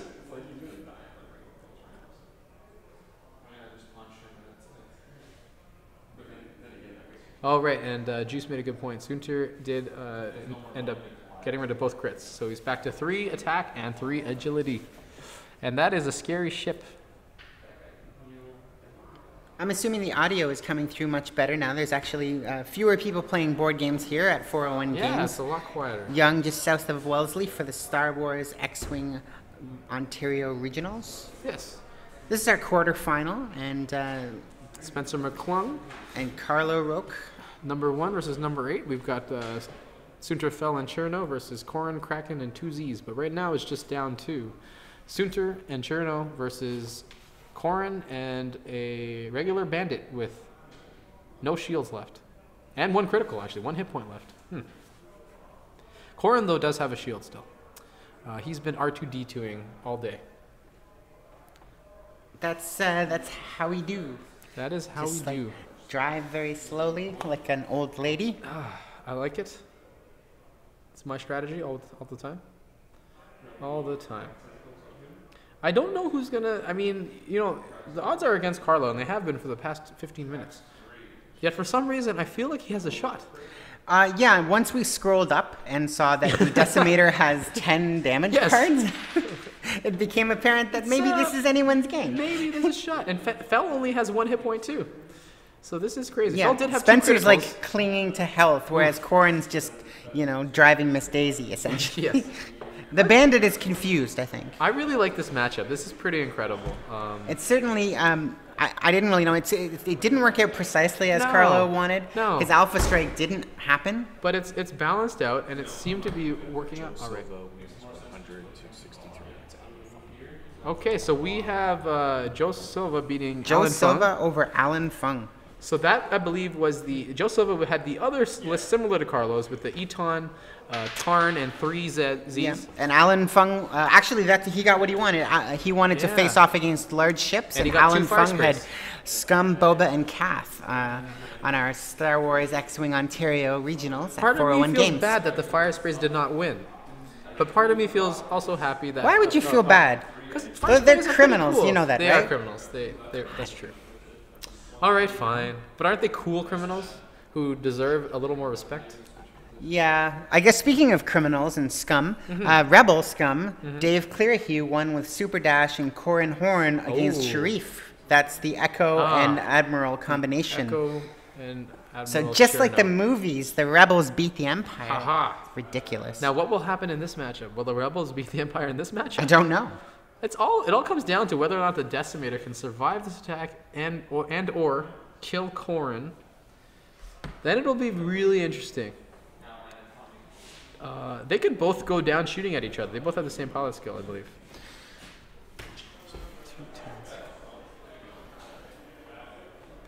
What a wonderful matchup. I can't believe they're all about to die. Every ship on this board is about to blow up. Maybe not Corrin's. Although Corrin's is always about to blow up. It's got one shield and 2 hull. The concern I have here is I don't know if Carlo is going to get shots. Yeah, Carlo's got to take some evades here, though. He could survive. He's probably going to evade here. It's a tanky ship, but at this point, Suntier Fell can certainly outmaneuver him, especially where he is right now. He's chosen to bank. And Although Corrin has PS10, if we can get rid of the Rear Admiral, I believe Carlo will have a PS10 ship versus Sunter's PS9, which will be harder for Sunter to dance around him. I'm just not sure that the Admiral is going to turn left like Oh yeah, I Corrin don't inevitably think expects. I- But I am fairly sure that Suntier Fell is going to turn right And and flank Corrin. I think Cherno has an engine upgrade too, so he can get away. Pretty sure. Yeah. Have they been rebel captivating by the way? I don't think I've seen any. I don't think he has been rebel I don't captivating. think I've seen any stress get delivered. So this is what happens, yeah. Oh, man. Especially after what? And how I'm- many hours of X-wing? And I think that would have changed everything in this matchup. It's funny. It's why Nova Squadron was talking about these lists and the B swarms or lists where you have like Jerry Russell. He's got 8 Zeds. Yeah. You don't have to think about upgrades. No. You just have a bunch of ships and they're You right just there in shoot. front of you. All right. So confirmation, David had beaten Sharif. What was the score there again? 100 to 100 to 53. All right. And it I was, guess that means 163 Dave for- lost probably Dash, right? Or no, Corin probably lost. Yeah. Corin. And that's what he was talking about earlier when we had a chance to chat with him. Corrin like is who a- do you focus? Do you, Yeah. do you focus on Dash or do you focus on Corrin? And if you're gonna, you should take out Corrin if you're gonna go for Corrin. Don't Interesting. half it. Still didn't work though in that matchup, it seems. So what do we got? That's in range. Oh boy. That is a target lock. And Carlo's readying his defense dice. And oh boy, what is that? Okay, 2 hits. So this is that, tough. I see I one mean, evade up there. Is that an evade down there? He's bringing. Yeah, I think he's. Oh, he's thinking of using the focus. and that triggers the gunner. Oh, the gunner. Are we forgetting about Darth Vader? Yeah. Although Vader will kill Chirno at this point, so that's probably not a good That's option true. anymore. That window has expired. I think so. I don't think you want Corrin versus Soontir head to head. Well, I guess you could go with that. I don't know. Would that have been a good play to kill the man but kill yourself too? How many health does a decimator have? 12. Just 12. It would So die. definitely don't do it. Definitely don't. Okay. I wasn't sure if that was a good. Spencer, trick. in case you're listening, don't do it. He's got us on his earphones. Right. The stream and the earphones. Yes. You'd think it would be sound advice, but mostly it's just confusing. Yes, I would think so. I don't think you listening to us Joe would be good for Silva. him at all. Oh, we have Joe Silva here. Congratulations. All right, so this is nuts. Well, the problem is Carlo and his rebels have been left with. He's got ships that aren't really all that maneuverable. We can say an E-wing Yeah. is, but really no. No, not really. I mean, it's Especially got a if you're, barrel if you're roll. It does chasing the have a barrel green. roll. So you're going to chase the green to try to get your R2, your shields back. But that means right now you've got to be able to get your guns on them, and that was another turn where he didn't have any shots on the net. Yeah. Oh, we got someone cheering for Carlo. That's excellent. We are also cheering for Carlo in our own way.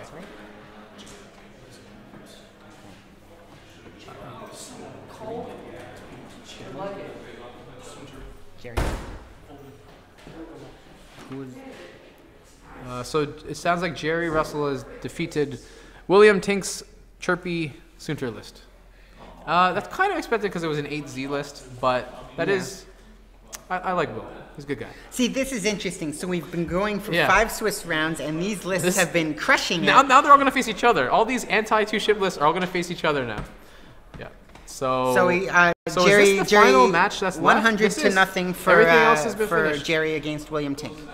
Jerry's. I'm excited to see Jerry Z's against these weird Z munitions lists or Eton Yeah. Tarn Z lists. Every one of these non-meta lists are, Yeah. are cleaning up, I but lo- they're all and- designed to take on the meta list. The 4Vs and the 2 ships. I like it. We'll call it Revenge of the Z Revenge of the Z. Ooh. or Zed. Zed. Zed. We're in Canada. I guess it's Zed. Canada. Canada.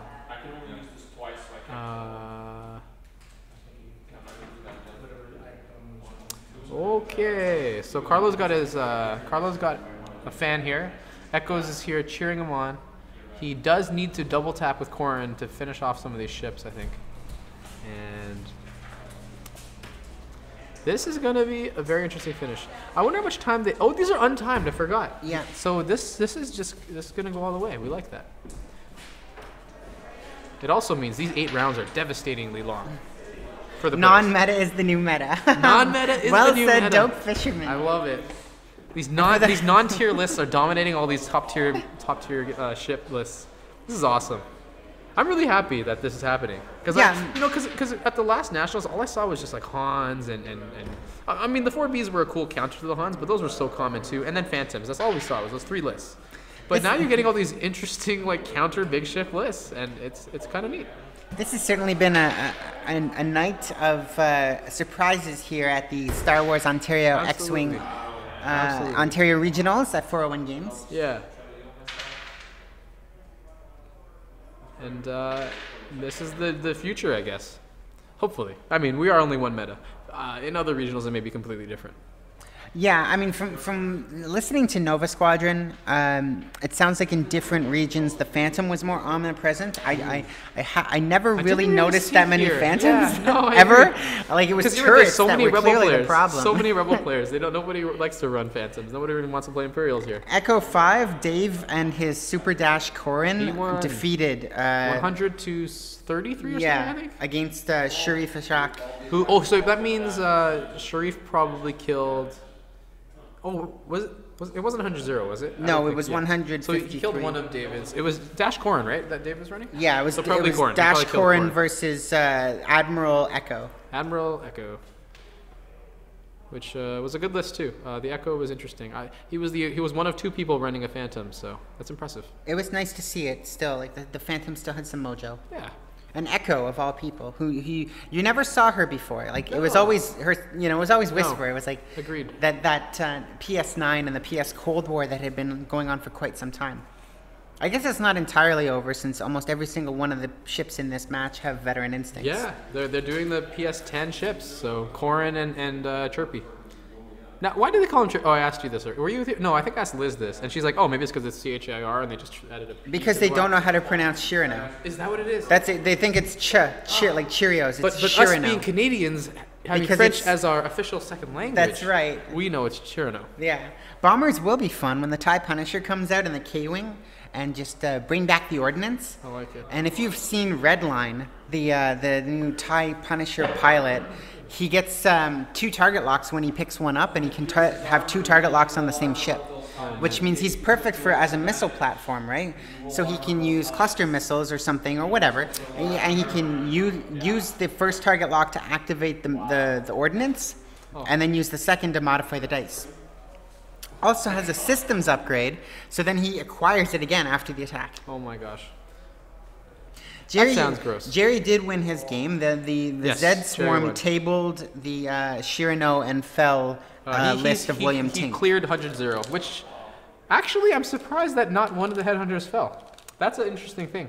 Because, having 8 of them, usually one will die, right? Yeah. But I think Will must have had a really hard time with his Chirpy Soontir, just trying to focus fire. on one, I guess. Yeah, there's too many, I guess. Yeah. And this scenario it's Carlo has had a hard time trying to clean up. He has. Both of these Imperial ships that Spencer have, They're both about to fall. right on the ropes. And so are Carlo's ships, except Carlo is able to regain the shields. Will R2 make the difference in this matchup? That's the question. It really all comes down to, I think, Carlo dropping one of those ships. If they both stay up and Carlo loses his bandit, I don't know that he can beat the 2 ships with one, even though he does have the regenerating shields. Well, and it's interesting, like, is the bandit even valuable at this point? Because the pilot skill is so low. He wants to use it to block, I think, if he can. He's far away from blocking. He's too far, you're right. Very far away. And his one shot is if there's any shot against him, like, Rear Admiral will kill the bandit pretty easily. This is a tough one. Like, what do you do with the Corrin guy? The Corrin guy just wants to get in range to shoot at all and not die. If he does that, that's 2 shots. That's probably going to kill any one of those 2 ships. I guess at this point he's probably going to K. Does he have full shields yet? No. No. I think he's still trying to gain the shields. Yep. There comes another shield. He's grabbing one, putting it back on Corrin. Yeah, I would think, like, you could probably just dance your Zed away so they can't get the points. Yeah. He's not really going to contribute anything until they're closer. No.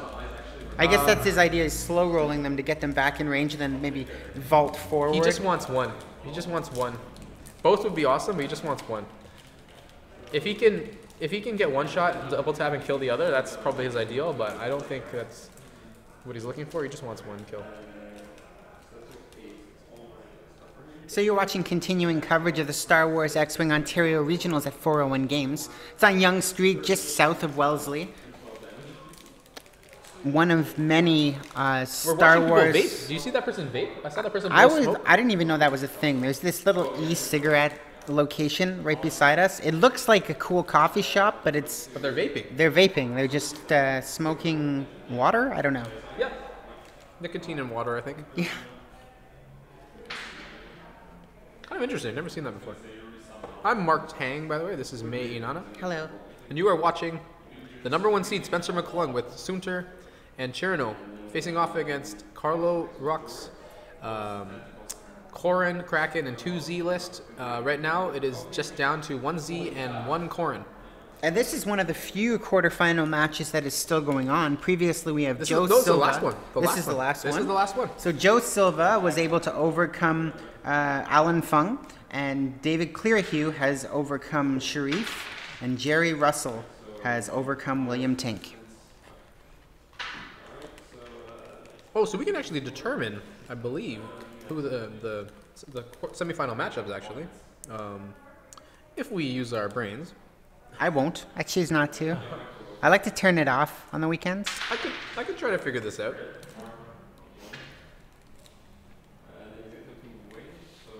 It's not a timed match, so in all the top 8, there's no time limit. Just murder everything.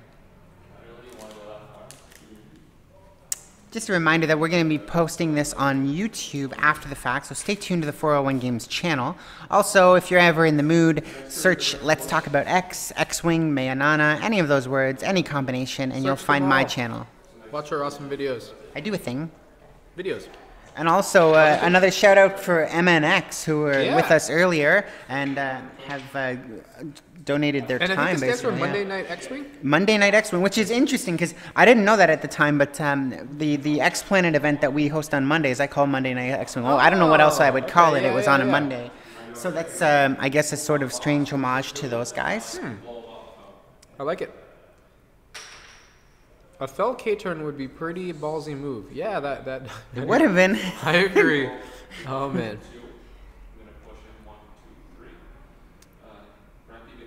Yes. No, Armored Gear makes a good point about the corn things where people are just running away and you're like, I think it might have been MNX that I was watching, and there was a Admiral's Echo versus like a Corin. I think it was a Corin Dash build, and it was grueling. Oh. It came down to the Admiral versus Corin Horn, and it was just. It went on for 2 hours. I think it was excruciating. I fell asleep.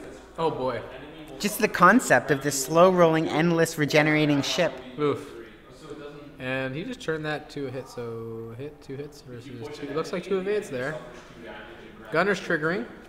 That looks like 2 hits. Or a hit crit at least. Because of Cherno. Cherno just moved. Did you see that?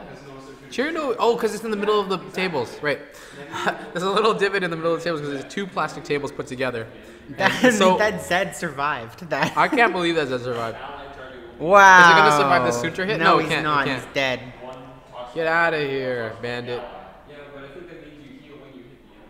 And he's showing the crits. That's fine. We don't need to see those. And goodbye, bandit. So now it's down. Fell and the Admiral versus Corin Horn. Oh man, This is for crazy. the quarterfinal. This is crazy. Oh, someone played against Dave Clear, who's Dash and Corin, and had some crazy matchup. Was that Kaiju Games? Oh my goodness. Kaiju's a nice little venue there. Yes, Yeah, I that haven't was. been to Kaiju yet, but it sounds fun. That was. Oh man.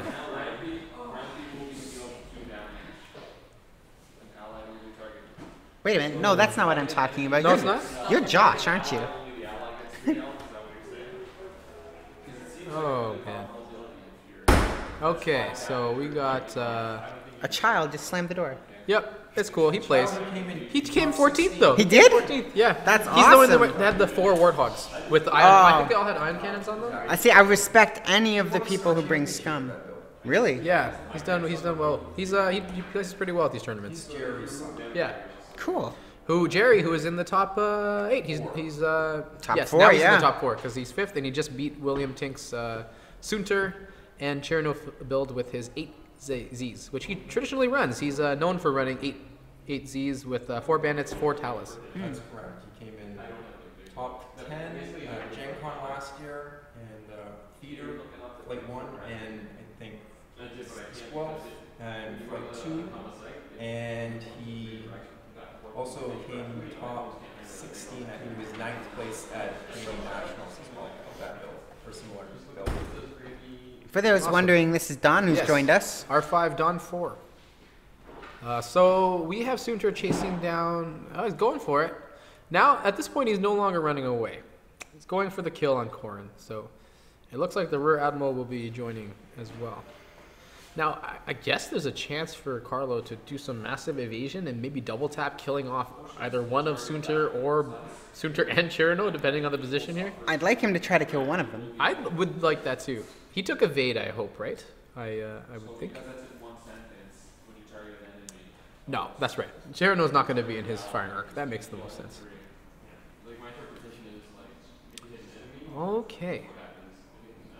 And Cherno is doing a Going for the range one. boost. Oh yeah. It's also going to put him behind Corrin afterwards. Yep. I think that's ideal. So even if he loses Soontir, he doesn't care. It may take both Corrin shots to kill Soontir. We'll see. Okay, so Cherno is throwing. No, That's- wait, Carlo. Wait, is Carlo shooting first? Yeah, Oh yeah, he has initiative. Sorry, not a great that shot. was not a good shot. So it looks like he will have to use his double tap to. Wait, did he? Was it not an evade? I think he just spent to focus. Right here's Cherno's shot. Oh boy, Cherno's got 2 hits and a crit, maybe even 3 hits and a crit. Gunner. No, gunner triggers. Wish I could see that. The 3 hits. That looks okay, actually. No, the shields are down. And he did not use Darth Vader on either of those shots. No, He's no, only 'cause got he will 2 die. left. He only Yeah. has 2 hit points left. So Vader will. Yeah. will. Colin Hart might be a case for that. That's true. Guys, If you get a direct hit, it could be over. You yeah. had a direct hit done. Yeah, but if it's not a direct hit, then you're head-to-head Soontir versus That's game. Corrin. Oh, did he? Well fought. Did he whiff the what just happened? Did That Corrin was whiff the double shot Soontir fell. Who Oh, just Soontir shot. at him. and got him? I don't know what that gesture was, Carlo. maybe he like laid a damage down, which is a big deal. This is the final game of the top 8 that is to be finished. Yeah. That's right, yeah. So it looks like you're gonna get. So Spencer, Joe, Dave, and Jerry won. It looks like Jerry will face. Actually, Jerry will face David, and Spencer will face Joe if it's the brackets NBA style, or like sports playoff style, where the 1-8 faces the.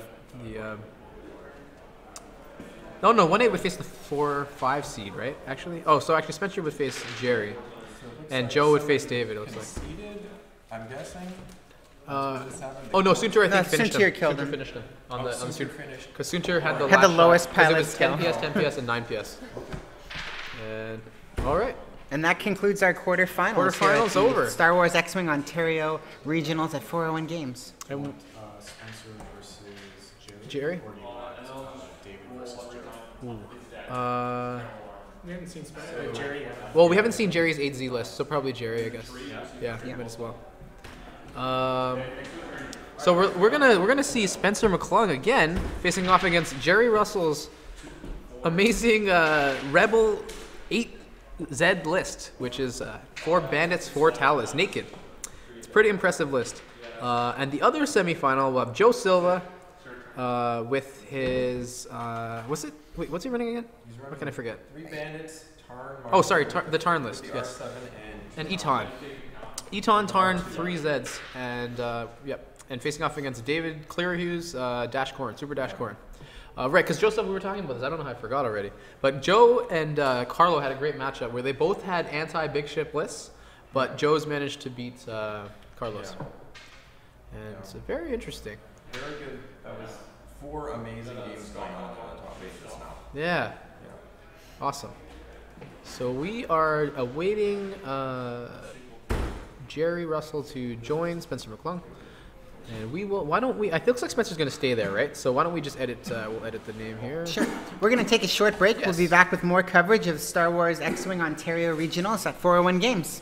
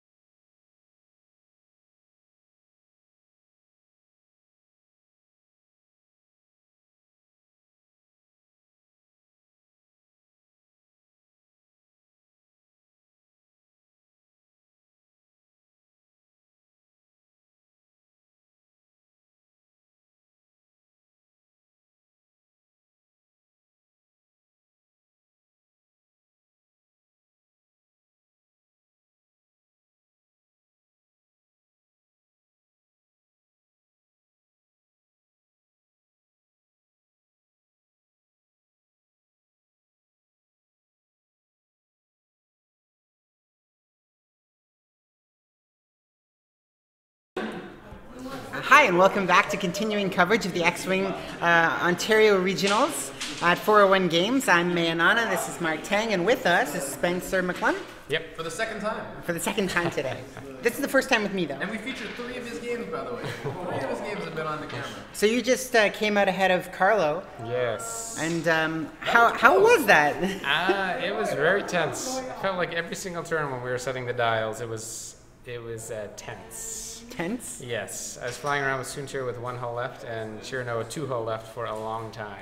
That was a long time. You managed to pull that out. It sort of flip-flopped back and forth from being like, Carlo's got this, and then no, Spencer definitely is in control of this game, and then it really was anyone's game near the end. And at the end, I was pretty surprised actually that I pulled it out. So a poor defense roll from Carlo definitely at the end. So did him in. Impressive too that you chose to not use Soontir in the battles, because I mean he's heavy firepower. Obviously you don't want to lose him either. Yeah. And you did get hit by 2 brutal crits that looked like the attack and the agility. And the agility, but it looked like you made the right call. Like right away until you got a good head-on shot, right? Yeah, Soontir is really bait in the list. He really is bait. And that bait really paid off.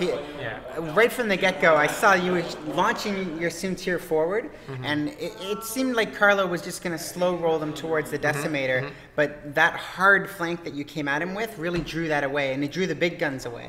He drew 2 of his missiles away at you. I believe a cluster and a homing missile? Yeah, 2 of them, So, which is good because the one homing missile he shot at my Decimator, he got 4 hits in, so can't survive too many of those.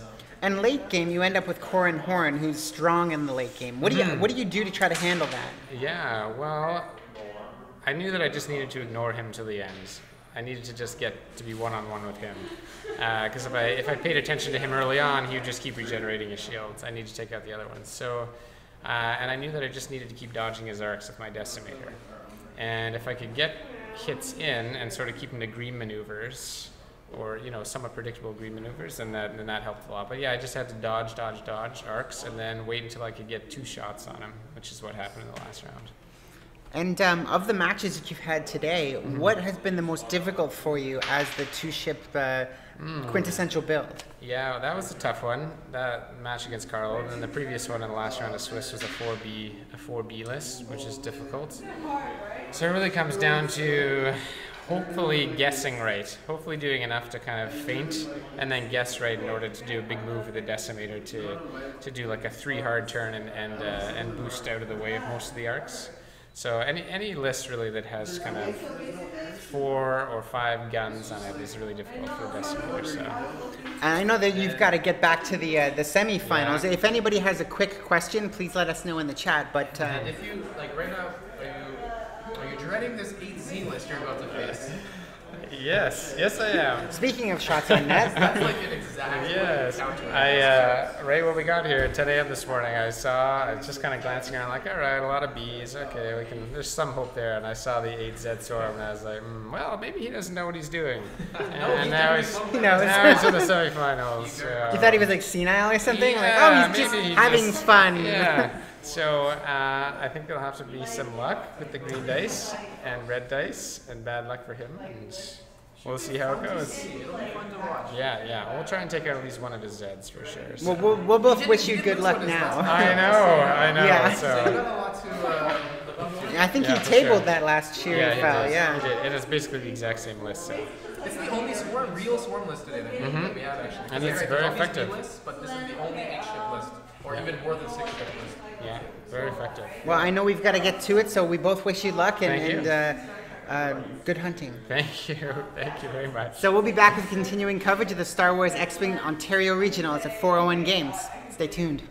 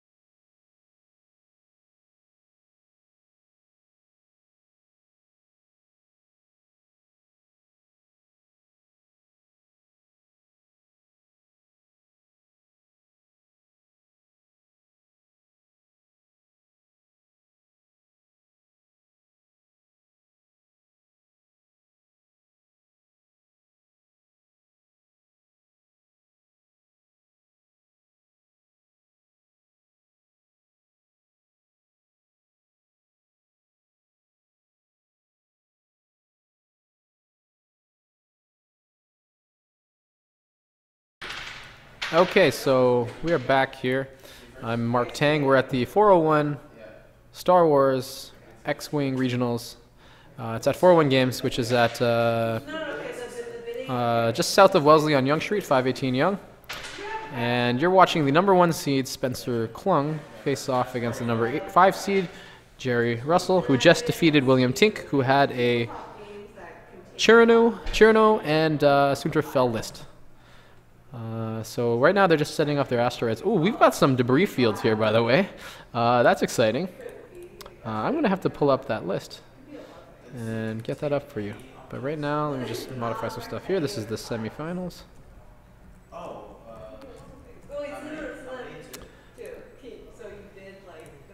right, let's get these lists going. So we've got Spencer McClung's list, which we've seen 4 times already today. It's very exciting. PS-10 Rear Admiral Cherno with a seismic charge. Actually, the seismic charge may come into play in this battle, considering he's facing a swarm of 8 Zeds. So that's going to be exciting. And he's got Sunter Fell as well. The Sunter Fell is loaded with auto thrusters, push the limit, targeting computer, and the Royal Guard tie. So Jerry's list, actually, I don't even know why I'm looking for this, because I realize it's just 4 bandits and 4 Talas. They are all naked. So that is a 100-point list, and it's very workmanlike, and it takes a lot of effort to fly. It's very impressive. And it looks like he's setting up in the corner, the left corner here. I think he's the one with the... Yeah, he is, because, sorry, we know that Spencer's 3 asteroids are the 3 smallest asteroids. Jerry has decided to go with 3 debris fields. I think that's really interesting. I'm sure there's a very good reason for it. I believe debris fields, when you land on them, you can still shoot, but you you roll a die and you might take a critical hit, and you definitely take a stress. Which actually makes sense, because if you're running a swarm, you want the other opponent's ships to get stressed so you can kind of trap them and land behind them. So if you notice, Jerry actually has 3 debris fields as his asteroids. That's really interesting. And it makes sense with the swarm setup, right? I think because you're giving the other ships stress, and so you can trap them. And you can't do that if they land on asteroids.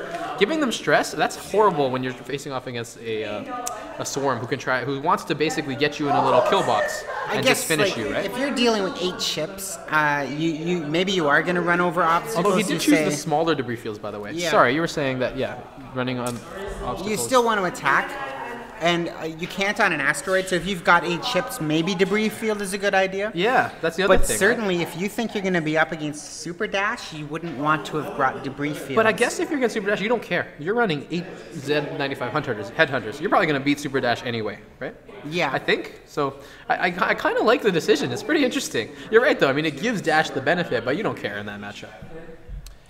Sorry, debris stresses and only damages on a crit. That's right. So it's a 1 in 8 chance of taking damage, but it mostly just stresses you when you land on it. The most definitive feature is that you can still attack. This is so interesting. Very excited for this. It looks like people are rooting for Jerry. They want to see the Zeds win. Z's. I think Z's. I'm gonna go with Zed. It's a cathartic kind of list. Yeah. Like, we've had so much of these 360 arcs, 2-ship meta, especially Shirano and Ace is as omnipresent as Fat Han used to be. So I think people want to see the underdog, and people are seeing this as being the underdog. I think even though at one point swarms were not the underdog. Swarms were pretty common, and they were one of the main meta lists, right? Not a Zed list, because I don't think at the time Zeds were the swarm. It was the TIE swarms. It wasn't until they released these headhunters that people did this. You're right. It's a harkening back to earlier waves. Yeah. But it's also, especially after 8 hours of gameplay, you're going to manage 8 dials. You're going to fly these guys in formation. Luckily, though, he doesn't have any missiles or anything. It's just meat. It's just meat. Yeah. Yeah, exactly. I like that. But yeah, I think people have a respect. I mean, a lot of this game was positioning and organizing and formation, and nowhere else is it better represented than in the Swarm. I'm really curious to see how Spencer deals with this, because this is a tough one. You want Sunter to flank, and he looks like he's in position to flank, and Jerry looks like he doesn't care based on this setup. He does not seem to care. This is the meh. And I'm moving for Chirano. That's my But you know, That's what now I'm it's going gonna come soon. He's gonna launch the first line a little further, the next line a little less. Then he's gonna hard 3 with some of them, hard 2 with the others, and just Yep. It becomes a mess. I like the and then paint there's job. gonna Look at be this. arcs everywhere. His Z95 headhunters are beautifully painted. I like They that. are, I There's a noticed set of yellows and a set of blues, so you know which ones are the Talos, you know which ones are the bandits. And I had the opportunity to face off against Jerry with essentially this list, except he had removed a couple for Tycho. oh yes, And I don't that think list that worked was, out as well. That's why he switched back to kicked the. my butt. Oh, it worked. Okay, nice. That's not really saying anything, though. No, well, I fly I think two it Hawks does. and Guri, so what do I know? Yeah, I fly Jack Porkins in random lists, so it's all good. Yeah. I've had photos of various success. You know, I realize it's not the Jack Porkins that makes me win any games. It's really the other pilots I fly with Jack Porkins. Evidently, our audio is cutting in and out. Says somebody really? from New Zealand. Oh, that's not good. Let's hopefully this fixed it. Let me turn this up to hello. Oh, okay. Maybe it's a New Zealand thing. Oops, I don't want to watch this. That's a delay. One time I was commentating on the delay feed, which was horrible because I don't think what I was saying was Everything's making any sense to anybody who's watching. They're That's like, that kinda already funny. happened. I was like, oh, well, that was dumb. Oh, I know one. That's like super. This, okay. Well, so you've been at this a long day, so I think some foilables can be forgiven. I hope so. When you started this out, you were with Elizabeth Mallet. Yes, I was with Elizabeth Millet, and she commentated for the first 2 rounds. And she does an awesome paint job. She painted really your does, awesome Millennium Falcon. Well, we can throw that up We have again. to show that again I'm later, happy yeah. to promote her stuff. She does repaints. You can Yeah. catch her on the Star Wars Gaming Ontario group, and she's doing repaints for people, Yeah, which is she awesome. painted all of my Imperial Assault figures. I'm going to get her to repaint my newly purchased Han Solo, Chewbacca, and IG-88 figures for Imperial Assault. So that'll be cool. And I'm actually going to try to get her to do all of my X-Wings so that I'll have all of the currently available Red Squadron pilots. Oh, cool. Which is pretty cool. So that's like Luke, Wedge, Biggs, and I think Wes Jansen is the other one. Something like that. Someone has disposable income. Yes, that's true. It's true. FFG knows all about my disposable Right. income, just so you know. You're on their speed dial. I think I bought all the Star Wars games. I have Netrunner. I have Conquest. I've even purchased board games from them too. Like the Battlestar Galactica. Battlestar Galactica. That's a big one. All of the expansions. Enough said. Yes, exactly. Chaos in the Old World is an awesome game too. If you haven't played that You yet. know what? Like I used to. I got sort of into Yes, Warhammer. Garvin Joyce. Sorry, it's not Wes Jansen. It's Garvin Joyce, Red Leader, who I also need to get painted. Oh yeah. Yes. The other guys I'm not going to get painted are people who joined the crew after the Battle of The Yavin. rogue people, The ones like who are Wes and alive. Hobby? The ones who didn't The die ones at the who Battle are of Yavin. alive. Except for Wedge and Luke, yeah. So the people who were successful at being alive, you Yes. don't want them. No, don't want them. Sorry, Chaos in the Overworld, you were saying potentially something? Oh, it looks like they're moving into battle here. Back to the game, I apologize. Got distracted there by FFG's other titles. Oh, that is not in range for target lock, so there is a focus. So we're down to the regional semifinals in the Star Wars X-Wing Ontario Regionals happening at 401 Games. And this is one of 2 matches. There's 2 going on. Yeah. The other being Joe Silva and his Eton, Abat, Tarn, and 3 Bandit list Which we approve of. versus Super Dash and Corrin. Which we kind of approve of? I guess, like, let the rebels kill themselves. I don't know. Yeah, that's fine. So are you rooting for Spencer to take this whole thing? You want Chirno and Fel to win just because it's the Empire? I am an Imperial girl, so I will probably choose to root for that. Okay. I can approve of that. I'm fascinated by this Zed swarm, but Absolutely. I can't support terrorism. I believe in the legitimate government, and I believe in safe and secure society. Oh boy. Really, they're just trying to make sure we're all Yeah, safe. For sure. By destroying planets and stuff. Very, very, is it greater good? Is it the whole greater good mentality? Is that what you're getting at here? Well, yeah. Alright. Or just good, period. I love the way, by the way, when you move these ships in formation, the way they stay in formation. Just the box, the cube, the square. Like, this is awesome. This looks awesome. That has not been my experience. Yeah, when you fly them? Me Yeah. too. Yeah, they They bump. fly They, into they each turn other. in different directions. It looks like a weird zigzag. That's how I fly. Huh. Panzer Ninja. That is me. That's me.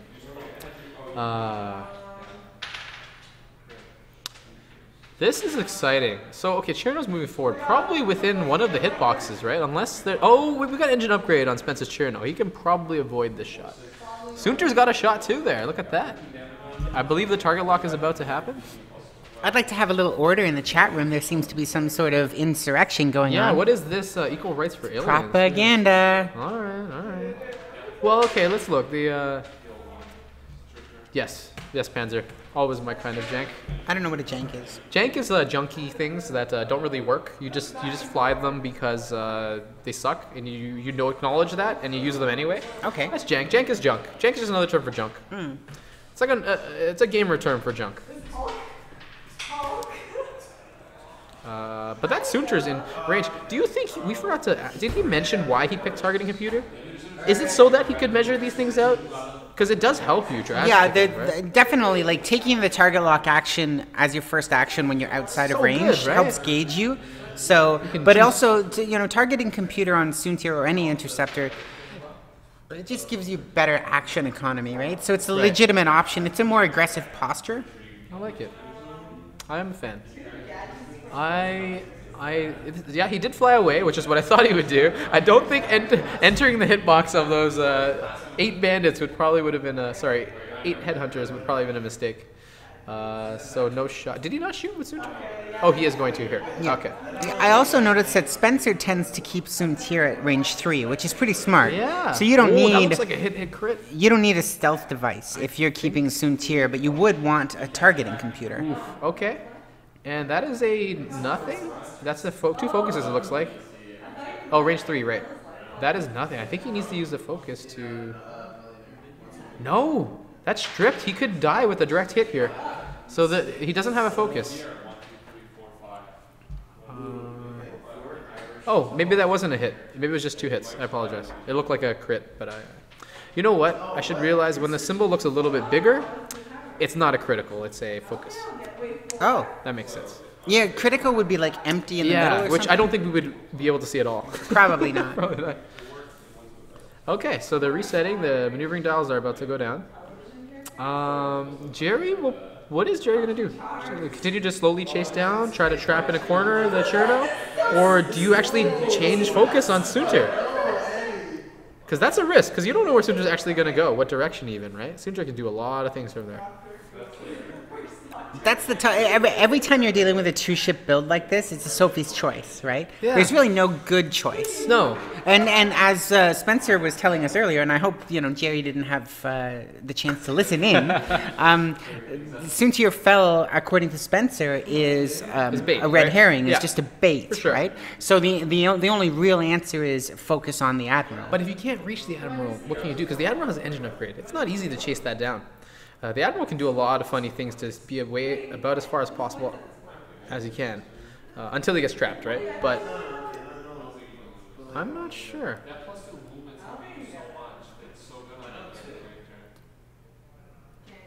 It's also it's hard for bandits who are slow, and you're trying to keep them together. So you have a limited number of moves you can do Yeah. to keep them in formation to catch up with a decimator but it who's has not engine very upgrade. good at going slow. Yeah, the Decimator. I remember trying to chase it down with an X-wing, and it was a very frustrating experience. It didn't happen.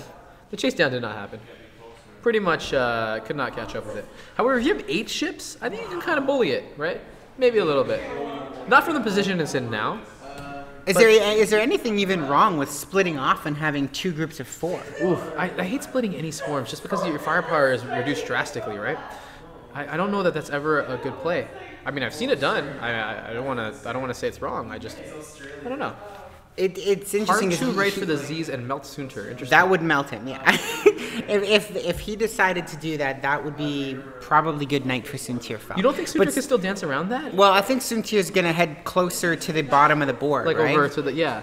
over there. Yeah, I think you're right. By the 401 Games And, logo. and 401games.ca. Spencer was so willing to keep him at range and play the patience game that I Yeah. don't think that he's going to risk just moving him forward on these guys. No. I mean, the great thing about Soontir is, I mean, obviously it has a higher pilot skill. Well, it doesn't matter. In this case, everything is clearly a higher pilot skill. But, Yeah. I mean, you can fly last, and you can do little barrel roll tricks. So it's going to be very interesting. I guess they're deciding. It looks like Jerry's set. I see all of his dials down. I think Spencer's the one who's confused right now. He's not sure what to do with Soontir. Soontir's stressed, right? So to clear the stress, it's only actually a lot of the forward maneuvers, 1 to 4, right? Are all of the 2 maneuvers stress removal too? Let's see. Let's go back. Oh, all right. Here comes the movement from the Z's. Oh, K-turn. Oh, it was a Kate. Oh man, this is Soontir. exciting. Yeah, so it's 2, 3, 4 straight is green, and all the 2s are green. For I would kind of maybe expect a 2 forward or are a they 2 bank. K-turn? So he is going for Soontir. Now keep in mind, I think that actually is a good play because he's not going to catch Rear Admiral. I think you have to change focus at least a little bit. Now he can't K with the other one because that'll land on the asteroid, right? Okay, so he's not. He's doing a hard. There's the hard 2. Who called that? Someone called that. Bellamont called this. This crazy hard 2s and the K. Oh, he didn't call the K turns, but it's pretty much close enough. Oh my gosh, is a target lock happening here? Nope, just to focus.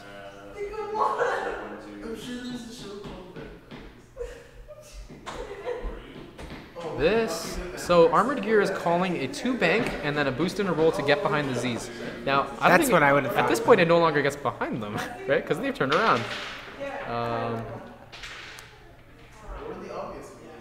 Oh, hi Gary. So thanks for popping on. So Gary Ventos joined us here. Oh, cool. So, yeah. We were just complimenting your awesome list. You had the unorthodox single aggressor, IG-88B, and Boba Fett, which is awesome. That's a very unconventional list, and you were doing extremely well with it. We noticed you were in the top 10 for most of the night, most of the day. It was nice to see a little scum and villainy in our Yeah, lives. I like Scum. Honestly, I've only played them once. I had a lot of fun with it. I ran Paylob and Torkel and... That's and- my list. Yes, and I said that a earlier. no-name Star Viper, actually, and something else, too. What are you talking about? and Sarisu. I ran Sarisu That's- as well in the list. That's my list. With Sarisu, too? Who said you could use that? You don't like Sarisu? Or you do like Sarisu? I don't even have that ship. No, that ship's awesome. Sarisu is... I should buy that ship. It's a great ship. I should buy 12 of it. Did he try to K but collided with his own ship? Is the store even open? Is it going to be open Is later? it gonna take stress? By the way, we're at 401 Games, which is what I'm asking No, if it's he going to didn't be take it. open because Sorry. the lights will be off. Yeah, the tournament part will be open. The cafe's open later than the actual store. So even when the store is closed, which I think is at 9, this game shop is open till like 10 or 11 or midnight, something like that. So we're in the upstairs gaming part of this place, 401 Games, which you should check out, by the way, if you haven't been there before and you're in Toronto or you come to Toronto. It's at Yonge and Wellesley, just south of Wellesley, 518 Yonge Street. Wonderful place. This store itself has a legacy of several years. I mean, I'm not saying several. I mean decades. I actually came here when I was in high school, and that was about more than like 17 years ago, I believe, is when I came here. Not at this location. They used to be down at Yonge and Gerard, down the street. But this place has been around a long time, supporting the Magic community, supporting the board game community for a very, very long time. So it'd be good to check this place out if you can. So I'm Mark Tang. This is May Inanna. And we are watching Spencer McClung, the number 1 seed, face Jerry Russell, the number 5 seed, with his 8 headhunters facing off against Soontir and Rear Admiral Cherno. And currently, Jerry has done a lot of turning and a lot of stress maneuvers, and I think that could bode well in his favor to try to shoot down the Soontir, but... It's a great many ships to try to handle, Yeah. especially when it's 9 p.m. after like 10 hours of That's X-Wing. right. He's flown this for 6 rounds already. Jerry's flown these 8 Zs for 6 rounds. That's impressive. This is the 7th round of that. So, oh boy.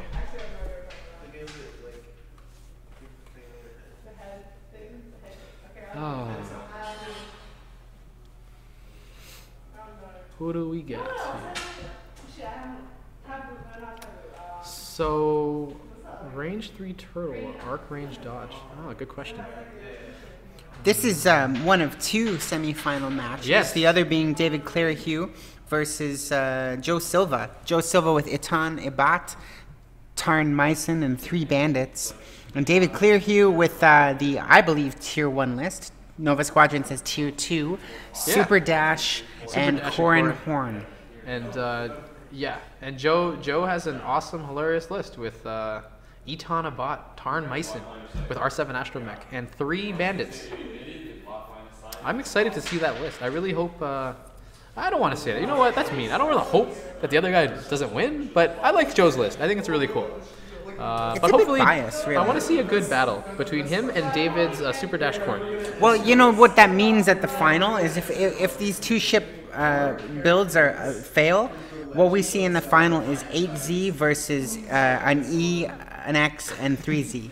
So do you really hope for that? Is that what you wanted to like? I do want to see the 8Z versus the EX 3Z. That's amazing. So many ships, just stuff happening everywhere.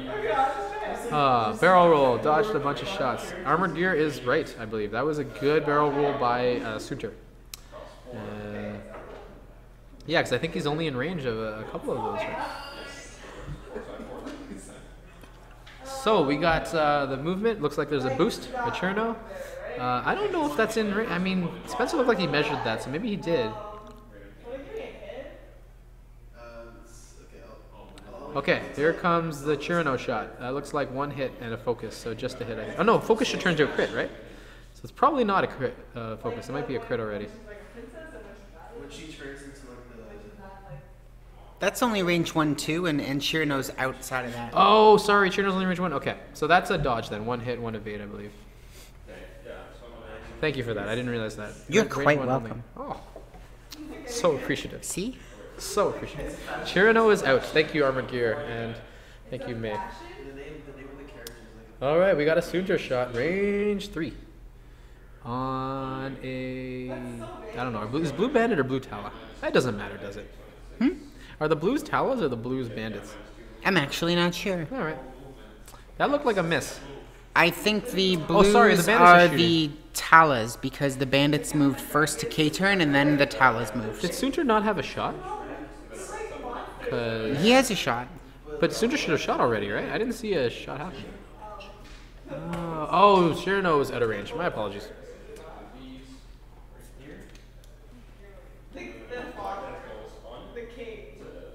Yes. Okay, it looks like the tokens have been stripped from Sunter.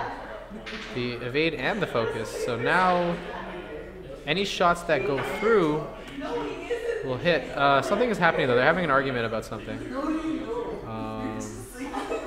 Might expect a few of those. Sure. I don't know what they're talking about. We're not mind readers. Nope. Nope. And yeah. Thank you. So now we're getting compliments about our sound, by the Yes, way. We I appreciate enjoy that. receiving We compliments. like that. We like that. And you guys have been very nice to us on the chat board there. Thank you very much. Or else. Or else we will come after you. So, once again, we're at the X-Wing Regionals tournament, the Ontario Regionals at 401 Games, which is just south of Wellesley on Yonge Street. 518 Yonge. And I'm Mark Tang. This is I'm Manana. yes. And you're watching Spencer McClung's Sunterfell and Rear Admiral Cherno list against Jerry Russell's 8 Headhunter list. You know, like it was such a beautiful day, and So beautiful. up in the second floor here, there's a wall of glass where we're broadcasting from. A really great area for tabletops and for board games and some such things. Good view, like of that cool, vibrant Yonge Street feel. Now that the lights are down in the city and it's dark, it actually just looks cooler. Oh, it's true. I feel like everything is just now And classier. we're not There's even pot in the coolest lighting. part of the city right now. Right, If you go like- further, a little bit further south, you'll see lights everywhere at Dundas Square. And Yeah. Not saying this isn't awesome. This is awesome. No, this I is, like and this this is area. a really chill place to come and Totally. play a game or two. Totally. There's also a lot of opportunities to play games across Ontario. If you haven't joined the group, even if you're not in Ontario, you should join the Star Wars Gaming Ontario group on Facebook because it's your ticket to, I guess, weekly drop-ins every single night Everywhere. across the GTA. There's also in Kingston. There's all kinds of stuff going on. You should sign up in there. It's free to join, and then you'll have events happening from, gosh. A to Z. A to Z. And honestly, there's almost like 1 or 2 things every week sometimes. Every Like, day there's Every something. day, yeah. It's great. This community is awesome. And there's so much opportunity to get some games in, which is all you really want in the end. It's when we were talking with David Clearhue, who's in the other semifinal match, and what he was saying was just, you have to really know your list. You have to practice, practice, and get the time in. And the Agreed. best way to do that is to show up, on Mondays at X Planet, on Tuesdays at Friendly Troll, or Harry Tarantula North, or Black Knight Games, Black Knight or Games. Hobby Kingdom. There's just the list goes on and Gaming on. and Gaming Nexus. That's right, London, London. Phoenix, and Yep. is that I Phoenix? think, No. I don't know what it's called there actually. Tell us which Yeah, one's Mr. in Hussey, let London. us know. MNX, let's go. There's also places. In There's Ottawa. so many places. Everywhere. It's so good. So yeah, that Facebook group, Star Wars Gaming Ontario, is your ticket, your passport to get in there and to get the practice you need to come to regionals and to come to nationals and kick butt. Hassam of MNX. Yes, that's right. He That's was the one who was true. here earlier helping us set up, and he actually helped promote our broadcast, on Which his is website, fantastic. which is And amazing. Yeah, we MNX, really appreciate honestly, that. when I first got into the hobby, even before I bought my first chip, I went to YouTube like people always do. Yeah. And MNX was one of the channels that was on there, along with some of the others, like Sanctioned and all that. It was That's just great. And there was that guy who does the strategy videos and hasn't posted in like a year now. And those pretty good videos. And myself as well. If you search my name, Mayanana, or Let's Talk About X, or which is an amazing name. I always say that, yeah, and it's true. it's a salt and pepper It's a reference. very yes, exactly. Yeah. I like the pun, and the play on the X. Right. Good. MNX is a great way to find out about this event. And yes, Belmont, we're so spoiled for choice in Southern Ontario. It's amazing. Well, there's some areas that are just, they have no venues. You have to drive 40 miles or something. I'm using miles because these tend to be Americans. I like it. That came out disparagingly. It was not meant to be. It did, but that's okay. We love Americans. We're just joking. I love the Americas. I do too. Many of my cousins are of the American nature. My or blood. accountant's American. My doctor's American. Oh wow. Was that too inside for I people? don't know. I don't know. Oh, Post in good. the chat if you understood what that was a reference to. So we got stress ships here, so they gotta do some maneuvers to get rid of them, or just continue on with the stress. No problems. Stress-free living. Jerry is American, that's true. Yes. This is actually Canada versus America right here. That's why we're tuning into this one, where the other one is just two Canadians. That's pedantic. Yeah, we don't want that. New York last is year's great. Nationals was a Canadian versus an American battle as well. That's right. That's how we like to do it, just like hockey. Yeah. Although we usually get eliminated pretty quickly, the Canadian teams. I'm not gonna lie. I don't know. It's what happens. Oh, I'm thinking like Olympic, where we always Oh, win. Olympics. Yeah, we win all those all the time. Almost always. If we lose, it's to the Russians. Or the Czechs.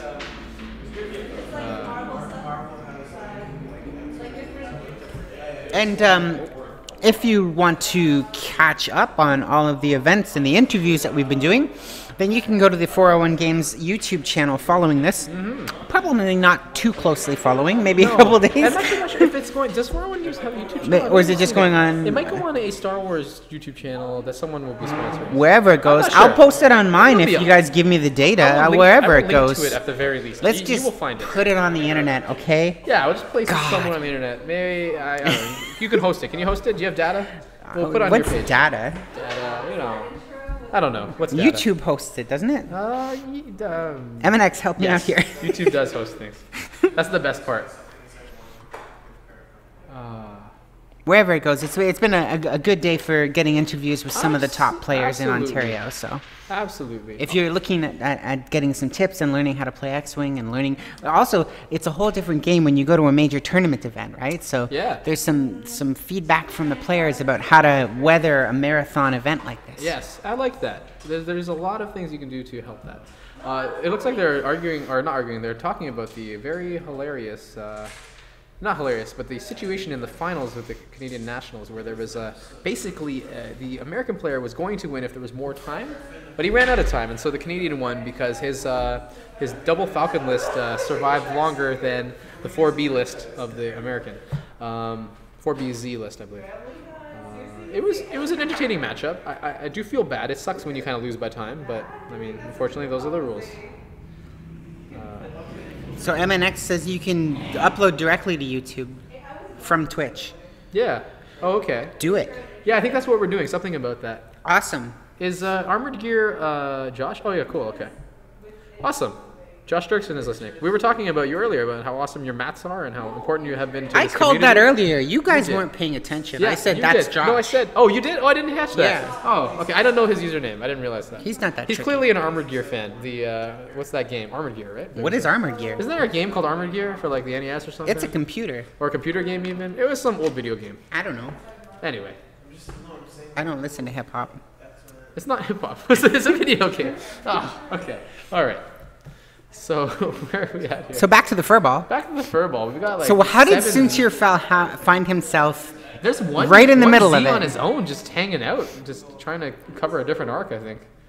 If How he does doesn't, Suntir get into that? I'm not sure. if he does That's- not kill that Z, that's not good for him. That is bad for him if that Z does not die. And that one Z has decided Heavy to chase gear, that's the what it is. Heavy gear and Decimator. armored core. That's right. Oh, I got them mixed up. It was 2 mech games. All right. All right. Do you know those games, Armored Core, Heavy Gear? I'm pretty sure you would. I had an Xbox and there was something like You played PC Mech games. Assault or something. You played TIE Fighter for the PC. Did you not? No comment.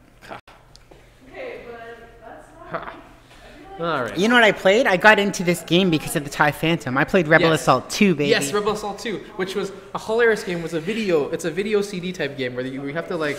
It was in the era when everyone thought, oh, we should make video games where you have actual videos, live motion videos, and watch them. And I don't think those games really panned out very well. But Rebel Assault was fun. Not gonna lie. Was 2 any good? Was the second one actually any It good? involved the TIE Phantom, so of course it was I good. guess it was good. Oh, it looks like we dropped. Until it was nerfed. There. Down goes a bandit or a Tala.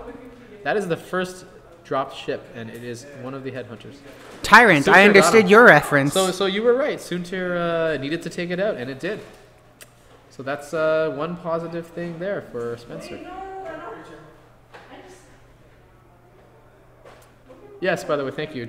I know you're getting thanked for the running the nationals last year, and yeah, that was amazing. I had a good time with Victor. We both went, and you did a great job. And Victor is here TOing this one now. So. I think it's fair to thank Josh great. for a great many things in Yes, this world. of course. I mean, I have a playmat from him, 2 of them, and they're both I think we're looking brilliant. at one. Yes, we are definitely looking at one. Not tournament legal. Yeah, isn't that sad? I think that's sad that they've done that. Nobody cares about that. Yeah, you're right. All right, so we've got some shots. Are there any Z shots left, or is that done? I think that's it. That's definitely not it. There's more to come in the Star Wars X-Wing Ontario regionals. You see what I did there? Segue. Segue, so good. Right? This is 401 Games in the heart of Toronto, Yonge Street, just south of Wellesley. And this is the semifinals with Yes. Jerry Russell and Spencer McClellan. And they're doing the cleanup, by the way. They are cleaning up. So they are done with those headhunter shots. I don't even think did any hit get on. Nope. Suntir is so fresh, so clean, as Outcast would say. What? It's so clean. As Right the now- day goes right on, now, our I think references Suntir- are getting weirder. Suntir actually is in his ship, standing up and doing the Harlem Shake right now, just dancing it off, just mocking the headhunters that are all around him, not able to do anything to him. And that is what I would do too. If I was around 7 headhunters doing nothing to me, I'd probably dance around a bit. Did I not say semifinals? I don't know what's going on. You might have said semifinals. What does that face even mean? I don't know. How am I supposed to feel about that face? It's not even big enough. What face is Kappa? Who's Kappa? I don't know what that is. Semifinals Kappa. I don't know what that means. Dope Fisherman has some insider jokes going on. Some inside jokes. Yeah, I don't know what's going on. It might just be that I'm on the outside. That's all. That's true. Tyrant, that is hilarious. Someone had their nationals after Worlds. I guess New Zealand had their nationals after Worlds. That's something else. I don't really care about any of that because the Thai, the Thai Advanced hasn't come out with the Imperial Raider. Right? Not in time for regionals, Not so in I don't time really want to hear about somebody's nationals being before or after Worlds. Really? No, that's so much worse to have your nationals after Worlds than to not have a You Thai know, advanced. doubling the face I'm pretty doesn't sure help. I'd rather not have that. Kappa, no Kappa? What does that mean? Or something face, no face? Alright. Suntir used his skill and wit to evade the kill box. Yeah. This is starting to look better for Spencer as the game goes along. That being said, you never know. But this is, I mean, the Z's are kind of, they're not out of formation. There is still in formation. All right, let's see what Jerry, he Ks with the Z's, okay? That makes a lot of sense, right? I think you have to at that point. You have nowhere to go. So it looks like all of the ones facing the wrong direction are definitely going to K. There's going to be a lot of stress on the board here. Yeah, it's interesting because when you have this many guns, you can't point them at something. Then it's not so good. Twitch chat used confuse. It works. Oh yes, that's a Pokemon reference. I was a little confused for a second there. And he's talking about the faces that we don't get. Oh. I heard about the Pokemon. Have you ever played the game? Are you going to lie to me now? You're going to lie right now and say you didn't play Pokemon. Don't know what that is. All right. I want you to know that a lot of people are hardcore addicted to Pokemon. Victor's girlfriend is always playing Pokemon, just so you know. It's troubling. No, it's good. It's good. It's a healthy Pokemon relationship. Wait, you mean their Gotta catch relationship is 'em all. based on The Pokemon? relationship is based on gotta catch 'em all. Not for Victor and his girlfriend. I'm just saying that the game is Yeah. all about catching them all. Okay. In X-Wing, it's not about catching them all. It's about shooting them all. Right. Are you explaining X-Wing to me and relating it to Pokemon? I am. It is an important distinction. Okay. It's not Pokemon. X-Wing. This right here, just this not. is the Star Wars X-Wing Ontario Regionals at 401 Games. That was a Brought good to you by segue. Mark. Brought to you by Mark Tang and May Inanna. We are watching Spencer McClung, the number 1 seed, face the number 5 seed, Jerry Russell. You know what? I'm gonna modify this and put these numbers in there. This is key. This is like what people do at tennis tournaments. They got a number up in there. It's like this. It's like that. It's not that. That's not it. And it's pretty brilliant. And I'm gonna do that for you guys because I like you guys. There we go. Number What's 1. happening? I'm seeding the players. I am seeding the players. Nothing would save the X-Wings. Not even Pokemon. Not even. Wait a minute. What if it was Mewtwo? Maybe, right? Right. I don't know what that is. I love that you don't know any Pokemon references. This is funny. You know Pikachu though, right? Yeah, that one. Yeah, Okay. the yellow one, the banana. Yeah, the banana one. With the lightning bolt. Angry, angry lightning. electric banana. I love it. Okay, you got this. So, what kind of maneuvers have we seen? Oh, it looks like Sunter is getting out of there. Sunter is actually chasing down that other bandit. I don't Ready know for what the he kill. did to them. He's just. That bandit was just lost, and Sunter is mean. And just I'm wants to curious finish it behind the off. decision on that. Why would you send one bandit off towards? The decoy to set up for the other. I guess so. Bandits, possibly for the other. That bandits? seems to be how it's going down. I also think it might have been a just in case the guy turned in the other direction, he'd be in his arc. But I don't know. I'm not actually sure. It looks like bait though right now, does it not? It does. I think Jerry's got to regroup. I think he's got to get those 6 headhunters back in a formation.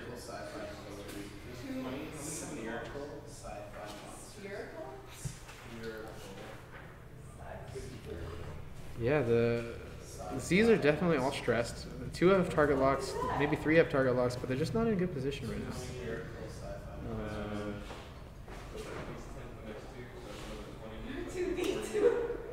Oh, and Josh is right. I've never seen.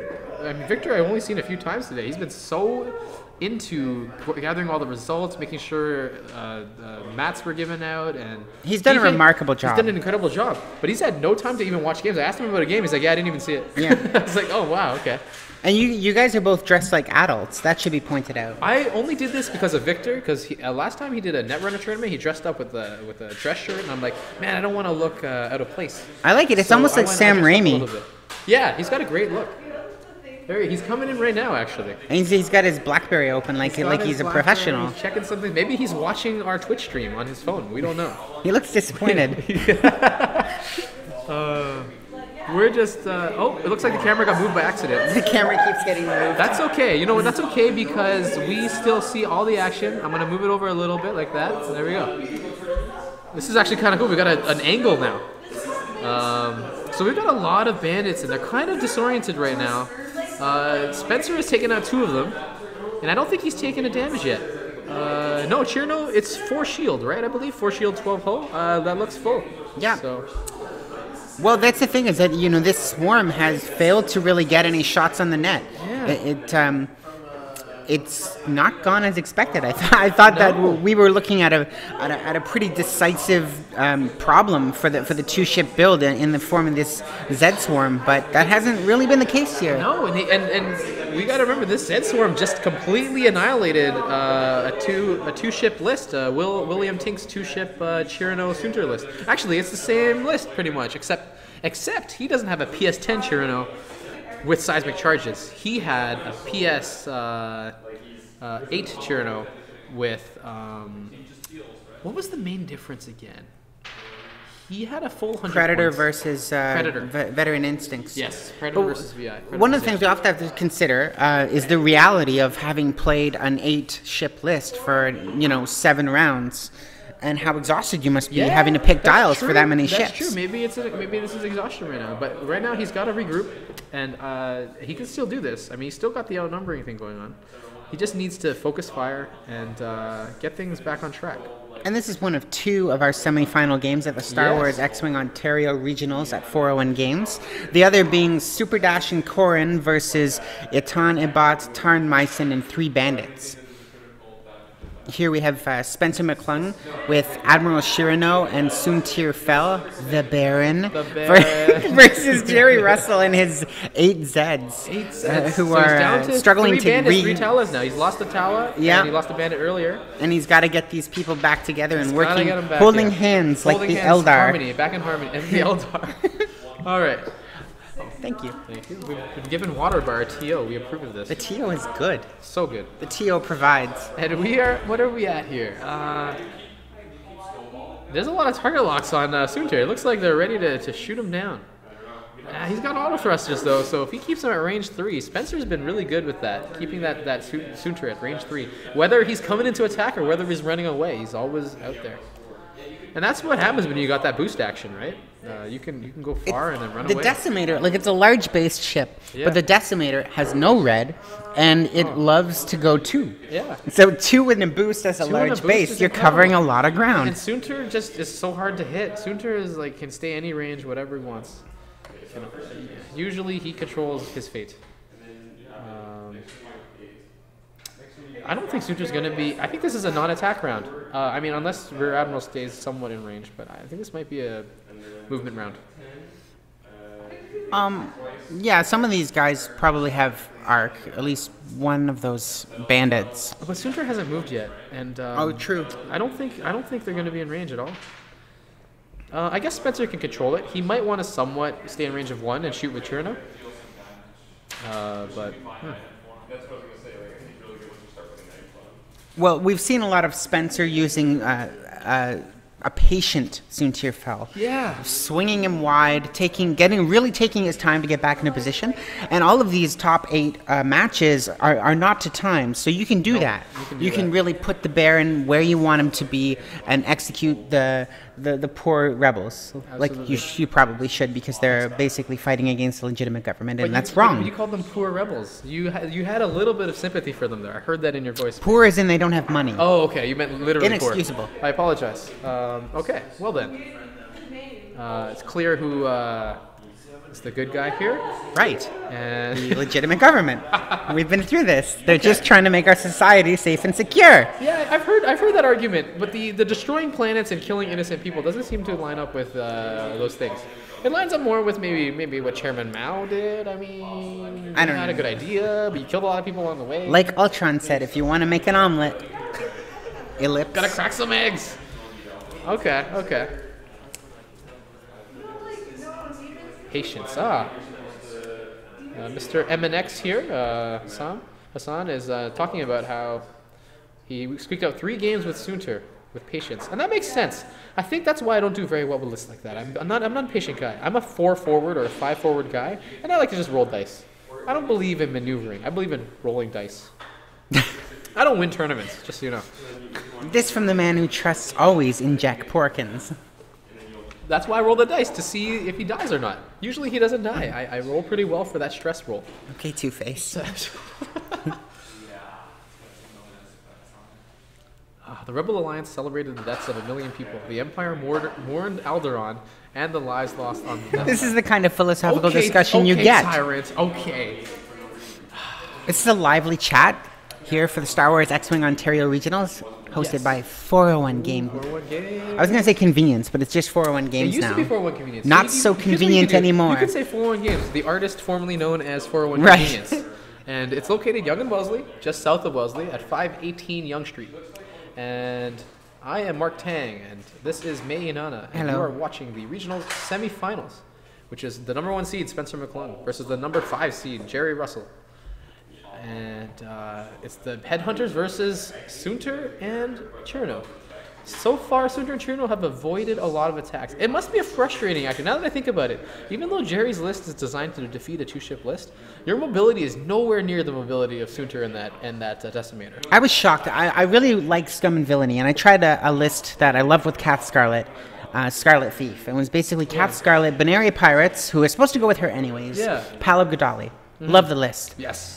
Found out I didn't really like the way Zed maneuvers. It wasn't really doing it for me. It moves like an X-Wing. It moves like an X-Wing with a little bit different green maneuvers, and that's it. It doesn't have any ways to really go faster or Right. do any And I think we're tricks. seeing it here. I mean, we're basically You watching are. a Decimator just have its way, maneuver-wise, Yep. with this swarm.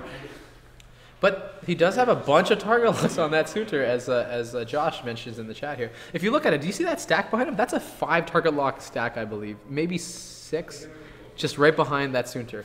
I'm not sure how helpful having that many target locks will be if you can't get a you shot. can't even get a shot at him. That is true. I love the look of the Yes, Zed though. The Zed is a beautiful looking looks ship. so good. The I love X-wing not so much. It's funny though. I don't mind the X-Wing. I think it's a little bit, it's weird. It's beautiful in an ugly way. Does that make sense at all? I guess so. It's got like this, it looks old-fashioned, it looks clunky, but it looks deadly. It kind of looks like a cool ship. The Headhunters look like a baby version of it, and that is actually how Bellamont here in the chat described it too. The actual ship's abilities are baby X-Wings too, with the 2 attack, 2 agility. And do you 2 think shield. we've seen a lot of different swarms here today? People say there weren't any swarms. I don't know how you're going to define a swarm, but if you've got 4 B-wings and a Zed, I think you fall into a swarm category, as far as I'm concerned. Yeah, And for me, it's close enough. I think as soon as you go over 4 ships, I think it's kind of a like swarm. E, X, and 3 Zeds, are you not flying a swarm? If No, you're yeah. flying 8, clearly you're flying a swarm. Clearly fire a swarm. None of these are TIE swarms. Yeah. When are we going to see that again? Is that coming back? It's supposed to already be back, according to that Nova Squadron podcast. They said the TIE Swarm was a tier 2 list. They say a lot of things. They do, but I thought TIE Swarms were going to return because that used to be a super popular list. Right? Oh, And let's consider some of the, like Nova Squadron in the last one, preparing for regionals. They talked about tier lists, tier 1, Yeah. tier 2, tier 3. yeah. I don't even really understand what that meant at I first. didn't- And it meant lists that were going to win more often than not. well, That's the I mean, idea, right? Super Dash and Corrin is to them a tier 2 list, except in Ontario, Super Dash and Corrin is the thing. It's all Yeah. over the place. It's tier 1. Tier 1. Also, Shirano and an Ace and Fell. It's kind of like, is it tier 1? Maybe it seems to be. There were 9 here Yeah, today. there were like 9. Several in the top 8. There were like 13 or so 4B or 3B lists, which was interesting as well. Right. Someone's mentioning here though, the Tulsa Regionals, they have their first round of top 8, and it's the double aggressors, the Brobots as they're affectionately nicknamed, versus a TIE Interceptor, TIE Defender, and a Lambda. Now that's crazy. A TIE Interceptor, TIE Defender, Lambda list making it that far, that's awesome. I'm mad respect for that. Me too. One other thing that they were expecting to see a lot of, the tier 1 list of Fat Han, almost non-existent here. There are only 2 Falcons here today, and only one of them was Han. Yeah. No, right. And they didn't rank. Yeah, the Falcons did not do that well. Sorry, I'm reading up something here. The people are talking about how TIE Swarms are better, and it's true. They do have that one hard turn, and they have the barrel roll, which is definitely something you're lacking. You get the shields, which is great. The shields are excellent on your Z95s, but I don't know if that's worth the difference. Well, especially if you're trying to get guns on, and you have to get your guns pointed towards them. We saw this earlier. Jerry had his 8. They were flying 2 rows, and his only options, he ended up doing K turns and hard 2s with the other ones. Yeah. But the only option if you want to turn is you got 2 hards and your 3 hards. That's the advantage of having the TIE Fighter with that 1 hard. Yeah. Gives you that a you good can option. You can not do advance tight- over. tight You turns don't without overshoot over-advancing. your opponent. Yeah, that's and a you good can point. barrel too to correct. That is a great point. So you've got, let's see here. Oh, Echoes must be Nelson.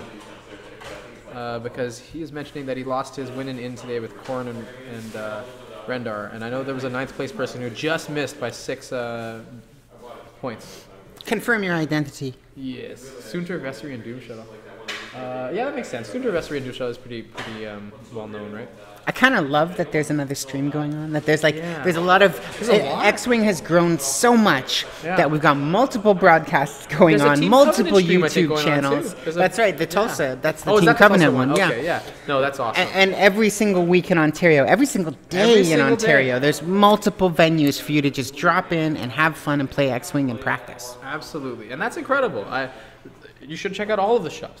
So what shops have we mentioned? We've got Meeple Moore, 401 Games, which is here. Let's do it chronologically, Okay, just so it go doesn't ahead. Yeah, confuse let's do us. that. You're So, right, like you're right. Monday, That's, X Planet, Mississauga. I think there's another Monday. I think it might be face to face. I don't remember. I think it's Tuesday. It's Tuesday? Yeah. Tuesdays is like the hot day, right? So Black Knight Games in Hamilton, Games. Hobby Kingdom in Burlington, Friendly Troll and Harry T North in North York. London was Tuesday. Yeah, I think so. There's already too much for there's me to also, recall. The Kingston Gaming Kingston Nexus. Tuesday and Sunday. Yeah. Nexus Games. So Wednesday you have Kaiju Games in Mississauga and Heroes World in Heroes World, Markham. yep. Thursdays you have Titan Games in Mississauga. Did you mention Kaiju already? I did on Wednesdays, Okay. yeah.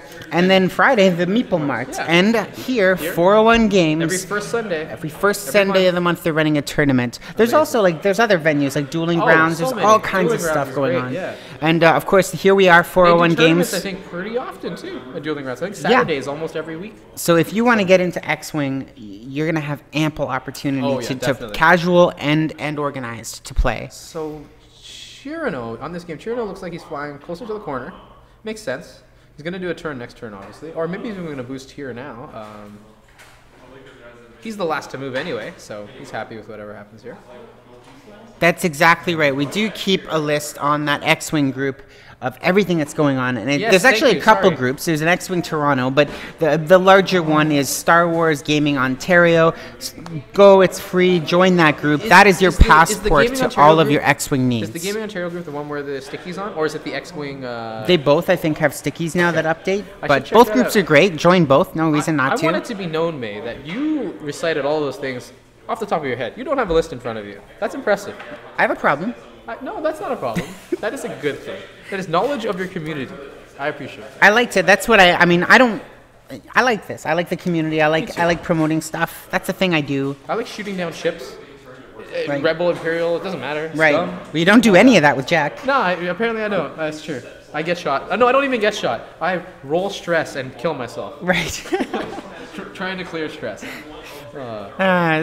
Star Wars X-Wing Ontario X-Wing Regionals Ontario. at 401 Games. Regional semifinals. Spencer McClellan versus Jerry Russell. This is a slow-paced game now. It's really gone down to the fine play of Spencer, trying to make sure he's not in less than any more than range 3, and just picking off ships one by one. It looks like Jerry's trying to just find a way to trap and shoot, but so far has been pretty unsuccessful. That could change, because I mean there's like 6 target locks on that Suture Fell, so everything could change in a moment as long as he gets one kill box here. And we'll see about getting Jerry on here with us after this match for a few minutes to talk about it. Yeah. However it goes down, it's certainly been interesting. It's got a great list. And if you want to catch up on any of the matches that we've done today or the interviews that we've had, you'll be able to do that on the YouTubes, which is it's in the computer and it's a website where moving pictures happen. I like it. If The YouTubes. Yeah, the YouTubes. I don't know which channel yet. We'll tell you. It's many we'll YouTubes. tell you. It's on multiple tubes. That's on the right. All right. So where are And we at here? yeah. I'm just trying to see the sticky. I'm actually looking for the sticky now. There's a lot of like YouTube channels going on for X-Wing, and a lot of them, more importantly, local. So Yes. whichever YouTube this will be on, it will be on. There's also MNX, and MNX is in the chat with us, and they were on with us today. And then there's my YouTube as well. If you search for Let's Talk About X or my name, Maya Nana, you'll find me on the YouTubes. YouTubes. Let's talk about X, baby. That's right. Reference understood. Yes, of course, of course. It's a classic. I'm a 90s music fan. It's my time. It was your time too, I'm sure. It's interesting in the chat here, Josh has mentioned that it feels like Jerry's playing to a time game. And that's an interesting point because in the top 8 of regionals, there are no time limits. You have to murder your opponent, pretty much like Lord of the Flies.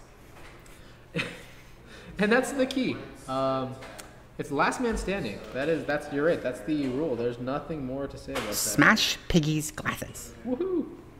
I can't find this. Maybe it's because I'm on a mobile. It's probably because I'm on a BlackBerry. It's probably because you're on a BlackBerry. The whole BlackBerry thing is. I mean, I love supporting Ontario products, except this thing is not very good. Right. And Well, do you have any X-Wing squad builders on that phone? no, I don't. Not but you know professional what? But enough you know for you, what? I guess. It supports all Android apps. I could download any of the. You Android probably apps. should. There's a lot. I mean, I'm an Android girl, so I can't speak to iPhone and that foolishness. Yeah. But if iPhone has you're all the looking, best apps, though. whatever. You don't So there's believe that? actually quite a few X-Wing squad builders that you can find on the Android App Store and an AI that we talked about earlier called Mark 13. So if you're looking to play X-Wing alone, just to Just to show Cut how your awesome teeth? you are. It's practice. It's really more for practice. yeah, but I think also it can be used for RPG kind of campaigns and things like that. Oh, that's good. But yeah, Mark 13 in the Android Google Play Store. I have no idea if it's on iPhone. Who cares? One more time. We're not one more time, but lots of times. We are here at the Star Wars X-Wing Ontario Regionals Tournament at 401 Games, which is located at Yonge and Wellesley, just south of Wellesley at 518 Yonge Street. I am Mark Tang. She is May Inanna, and you are watching Spencer McClung's arms on the board. They're now off the board. He is the #1 seed, running No, it's not Grand. It's Rear Admiral Cherno with Sunter Fell, the Baron. And he's facing Jerry with 8 Cs, the #5 seed. No longer has 8. No, down to 6, I believe. And the ones with the blue base, it's hard to see. It looks like there's the blues are the bandits and the yellows are the Talas. no, the blues are the Talas, I'm pretty sure, and the Okay, yellows then. are the bandits. So there's Or there's 4 bandits. I thought there 4 were 3 bandits and 3. 2 Talas It's left. not symmetrical anymore. Yeah, our lives are over. I don't wanna. This is it. You'll not be not living your I'm timeshare done. in no I'm just time. I'm gonna go now. We're done. This is it. Okay, we're not done. We're not done. This game's still going. The game is still going. But I mean, when you're dealing with an 8 ship The blues swarm, it's gonna be a You're little right. slow. You're right. The blues are Talas. I'm a wizard. Because you were watching when they were moving, right? Is that how you knew? I just know things. Okay then. Well then. Yeah, I see deep You purple. just got your little secrets, so you don't want to tell Yeah. me. All right, that's fine. So what we were expecting to be just a handily Yeah. defeated situation, the 2 ships versus. versus 8, is how is that going to It's win? been a very strategic dance. I would call this a dance. Yeah. Well, Spencer's done a remarkable job of dancing these ships, especially the Decimator. Just and not just in this game, but all day. Sutra was hanging out with the Z's in a kill box, just hanging out there, just dancing around with them, Yeah. and it survived. That's amazing. Just staying right out of the worst arcs and killing the. And sometimes the way that he. he stayed out of the arcs was to get right up close in range 1, which Yeah. traditionally what I've seen from Spencer today is range 3 soon tier, which is with auto thrusters a pretty good idea. Yeah. We were talking to Don earlier in the day, and he was saying the same thing. If you have an ace, an interceptor, you want to keep them at range 3 quite often. You want to use that auto thrusters. It's still 3 red dice. You're still going to get your modification because it pushed the limit.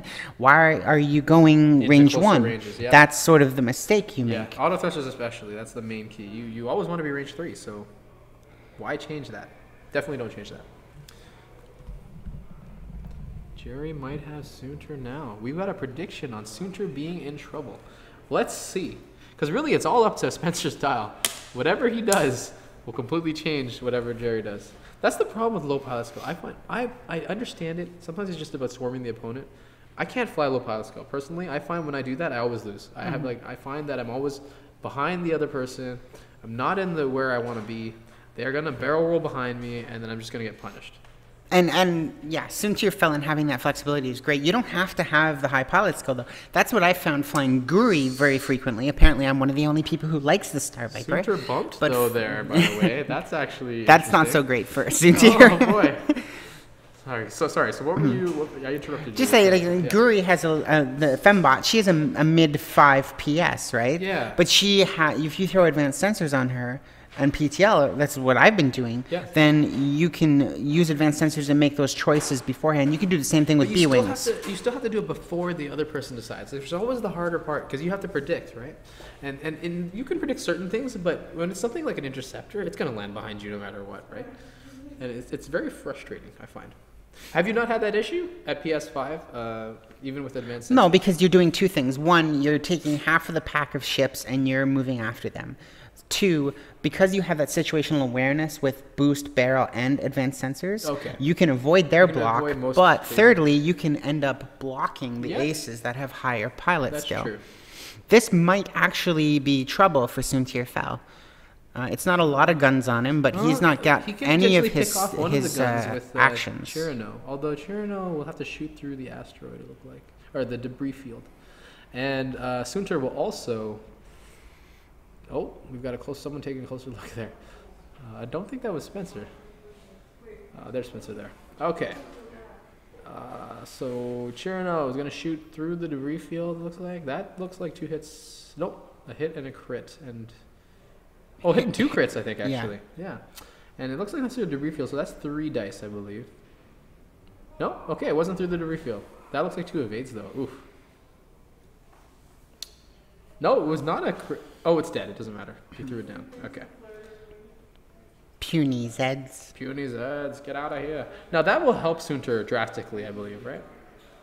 Yeah, no, I mean, basically now we're looking at 4, maybe 6. It looks like 6 dice. And one of them is range 3, which means auto thrusters is an auto evade. Right.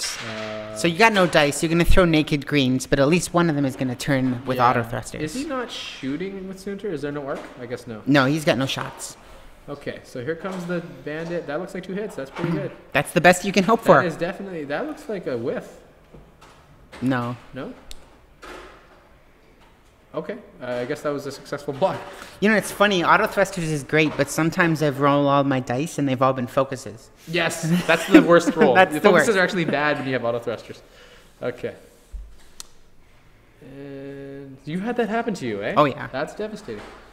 There you go. There's auto thrusters thruster, triggering 2 there. hits, Yeah. That's auto thrusters for you. It's hard. If you're throwing 2 reds and he's got, 3, potentially 4 at range 3 with auto thrusters, gosh, like that's a tough situation. Wow. And I mean, he's doing this naked Yeah, too, right? yeah, So the totally. dice are not fickle today. No. Yeah.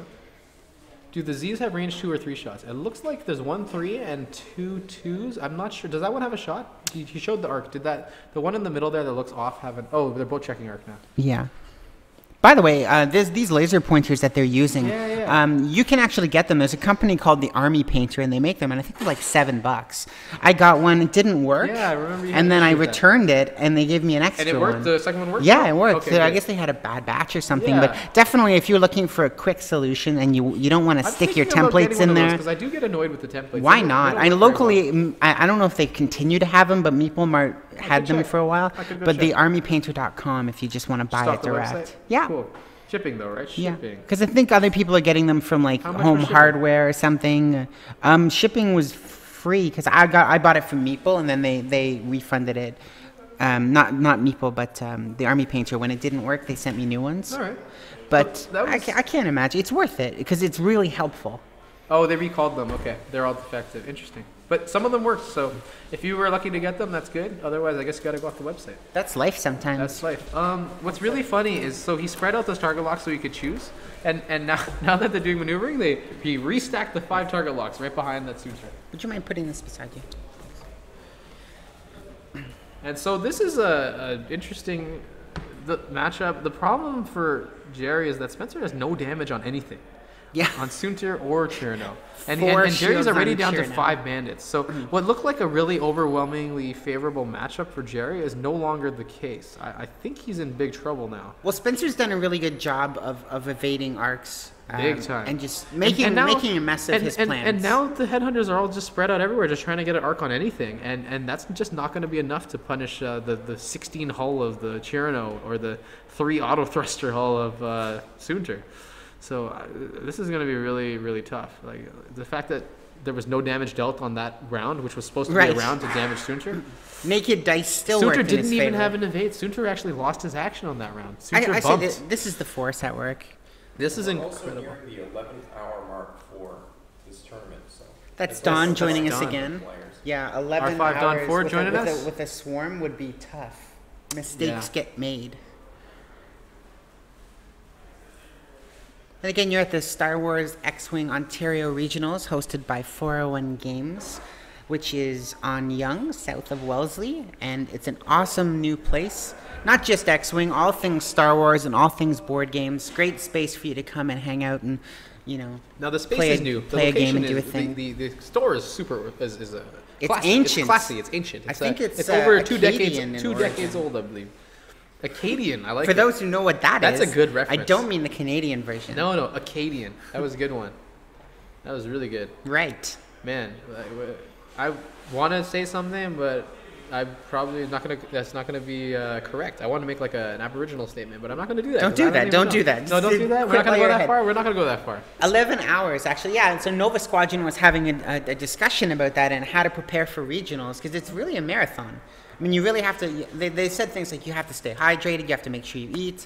I remember, like, my old archery coach, he said, you have to eat a big bowl of pasta the night before so you get the carbs for your brain, right? These are the things you have to do if you're going to come to the Yes, table you and need try your to energy. compete. You need your snacks. You need everything. It's legitimate. People are asking about our TO, Victor Nakvi, and he is A robot. busying TO. He is a robot, and he's busy TOing right now, so he doesn't have time to commentate. So if I know Dean is wondering about that, but Dean approves of the Scumlord. Sorry, Dean is the Scumlord.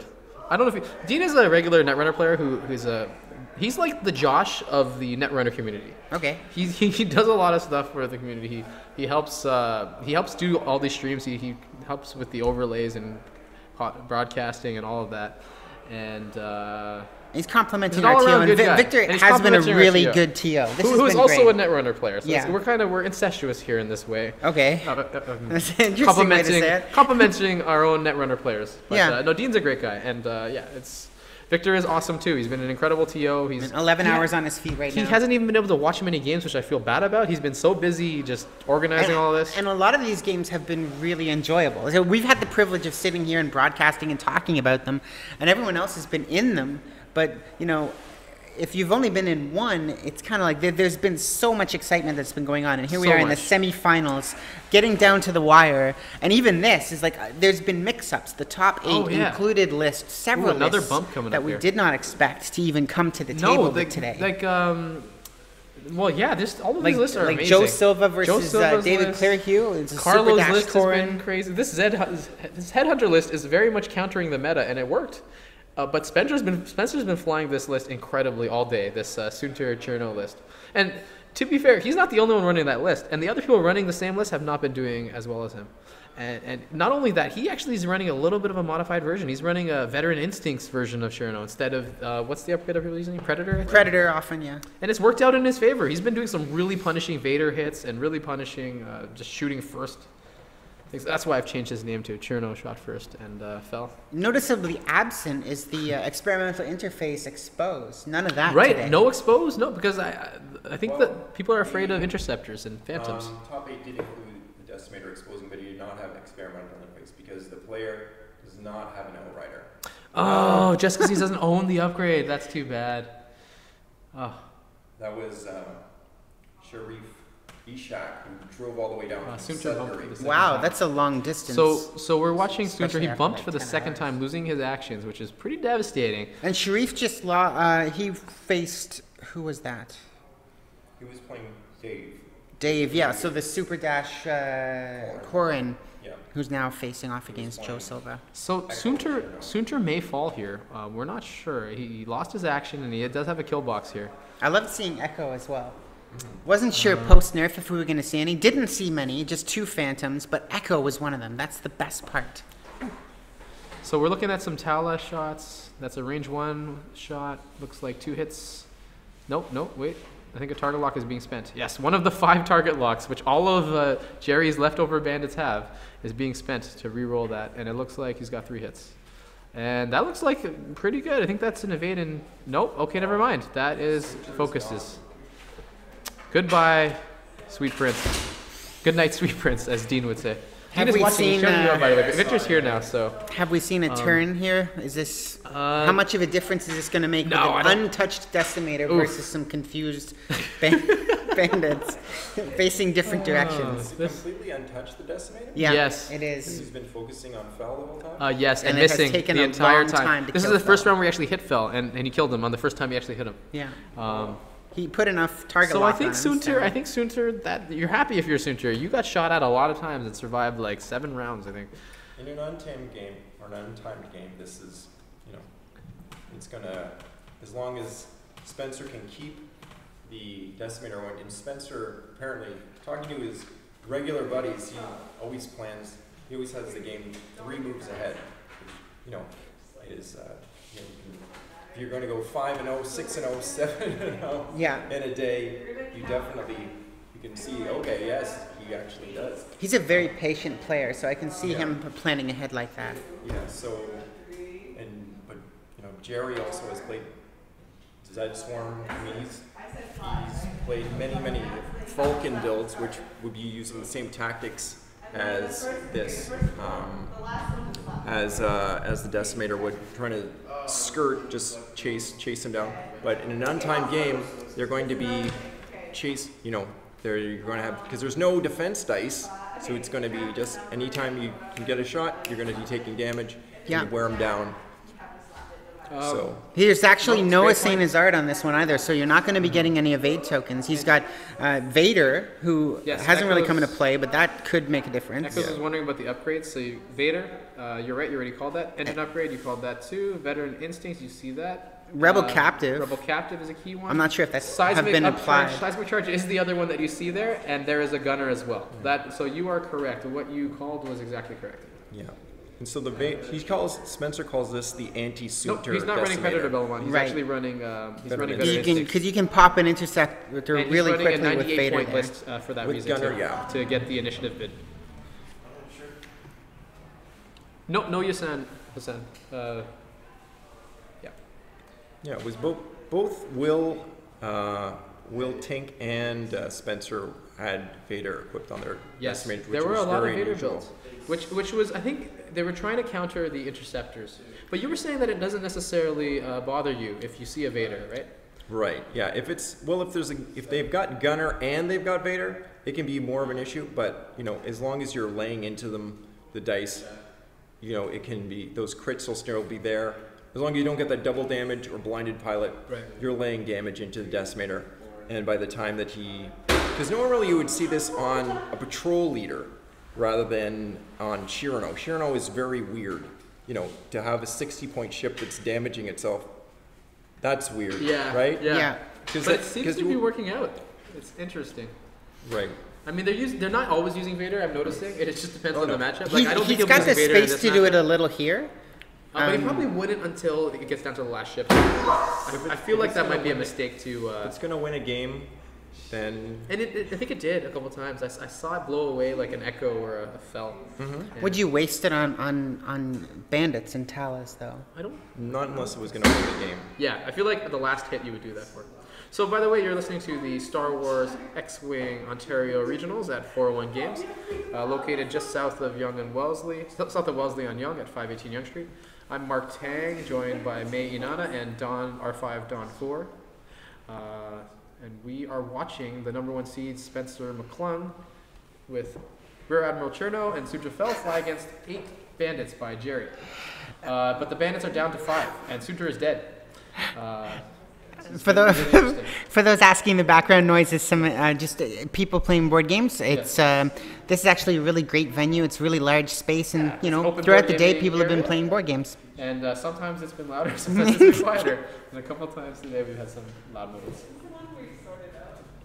So thanks for tuning in, and if you're interested in recaps of any of these rounds or the interviews that we've been doing, you'll find all of this posted on YouTube following this. Awesome. Maybe with some time in between. Now, has Jerry balanced the field quite a bit by destroying that Sutra Fel? Or is he still going to be struggling to take down The unfortunate thing is he's almost cut his strength in half chasing what Spencer outright called a bait. Yeah. And now you have 5 Zeds left, and I'm not sure what their health is. And they're not facing all the right direction, are they? They're not. Well, and that's the thing. It's 5 ships, so there might be an arc sometimes, but 360 is always an arc.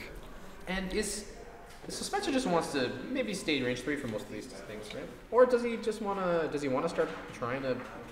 No, I think picking them off at range 3 makes the most sense, right? One at a time? That's the traditional way that these big ship, 2-ship builds do. They just boost it so they have 1 to shoot at, and then they just go from there. So what Jerry would probably do is he's probably going to try to consolidate his line and, just make it so that he's got like a firing squad going off on that decimator. So there's nowhere for it to run. But if he can skirt it, the obstacles, of course, will come into a big play. 'Cause it looks like they've got quite a few asteroids out there.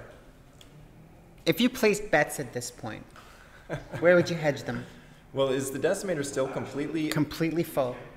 Wow, that's 16 points, right? Is it 16? It's 12 hull forward shields. It is... Yeah. Yeah, it's 16 all total. 4 shields total. Can really burn it down quick though. Yeah. But At range I don't know. 3, though. They're both great players. I played them both. They're both really, really good players. Jerry might have an age disadvantage. Sorry, Jerry. I love you, man. But Are you talking about being able to stay up late and maintain it's just like your play level? he seems to be faring a little bit less well with this long tournament. But he is, he's a veteran of many tournaments. So this is nothing new to him. He was like an endurance athlete in his younger days, and but looking at them out there, Spencer looks unchanged from 10 o'clock this morning when he showed up. He looks like a machine out He's there. a robot. He totally has. Yeah. His demeanor hasn't changed. He's Yeah. in good spirits, and he's been consistent. We talked to him after round 2, and he was so humble. He was talking about how he had won that game. He felt kind of lucky, and he was like, "Oh yeah, I got my 1 win against that Sunterfell. I think I'm good for the night. I'm probably just not going to make this cut." And then 4 games later, he hasn't lost a game yet. Yeah. He actually gave me an R5D4 card this morning from the Decipher L or CCG. Oh, cool. Wow.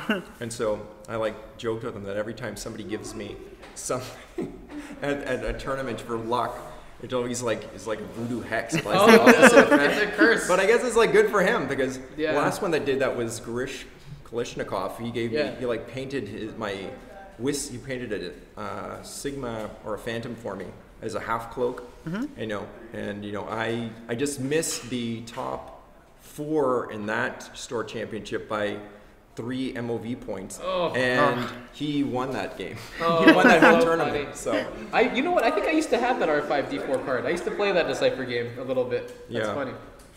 he said, "I don't know if you have it, but here you go, man." I thought you- It's a neat one. yeah, he's a sweet guy. And this is only the semifinals, so That's whoever right. whoever we defeats have the to- other we have to is going on see- to the finals Yeah. and facing. Joe Silva or David Clearhue. Do we have an update on that? Do we I'm know? not sure, but we know that David Clearhue is running the Super Dash Corn list, and Joe I can Silva is go have a running look. the unorthodox one. See you, Don. Thanks for the help. Don's gonna go give us an update on that. The other list was Dad killed Suntier. All he has to do is kill this. We know. the other list was one Tarn Myson with an R7 Astromech, hilarious and awesome, along with an Eton Abbot and 3 bandits. So that list, he said, was designed to kill big ships. So if Joe Silva played well, he probably beat David. I don't know though. It's all up to the dice and the level of play from the players. So in the other game, Oh, and Hassan is saying that you're going to get a lot of presents at Nationals now. Love that. So in the other game, Joe is down to 3 bandits and Dave is down to Corrin. Oh, okay. That's That's interesting. a tight match. Wow. It's going to be hard to beat Corin with 2 bandits. Well, depending on how much how much shields Corrin has and where he is.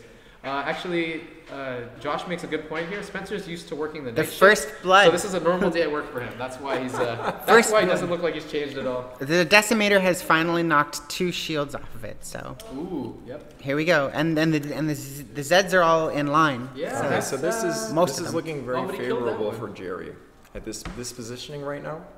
So losing Sunter really changed the momentum, I guess. Yeah. So. Yeah, this is a bad spot for the Decimator to be. Especially with that asteroid up there, he can't do the 4 straight blast, or maybe he can. At So, this angle, it's hard to see. With the engine upgrade, can he Yeah. not 3 bank to the left and then boost? Maybe, but Jerry's going to love that. He's just going to be slow rolling his net and just like laying on the damage. But the thing that Spencer's got to do is he's just got to concentrate fire and take out the bandits as fast as he can. Just reduce the firepower as well as like stay out of those arcs. So he's probably going to circle. He's probably going to go hard right and try to like use that big portion of the board so he doesn't get cornered there. And so it's just up to Jerry. He's probably going to slow roll, just do 1 straight at this point for as much as he can, but. It'll be until difficult. Spencer makes his decision about left or right. Yeah, but that's always the way with these big beefcakes. Jerry calls the Decimator the Rhino. It's a good name. Tyrant mentioned something about at the Team Covenant tournament the Whisper Sunter shuttle list versus the Brobots. Whisper blew up in the first round of combat, which we already saw today in ours. Whisper blew up in the. Oh no, it was Echo that blew up in the first round of combat against Spencer's list. Yeah, it was Spencer against. I believe it was. It would have been Sharif. Yes, Sharif's list, which was an Echo and Shurno.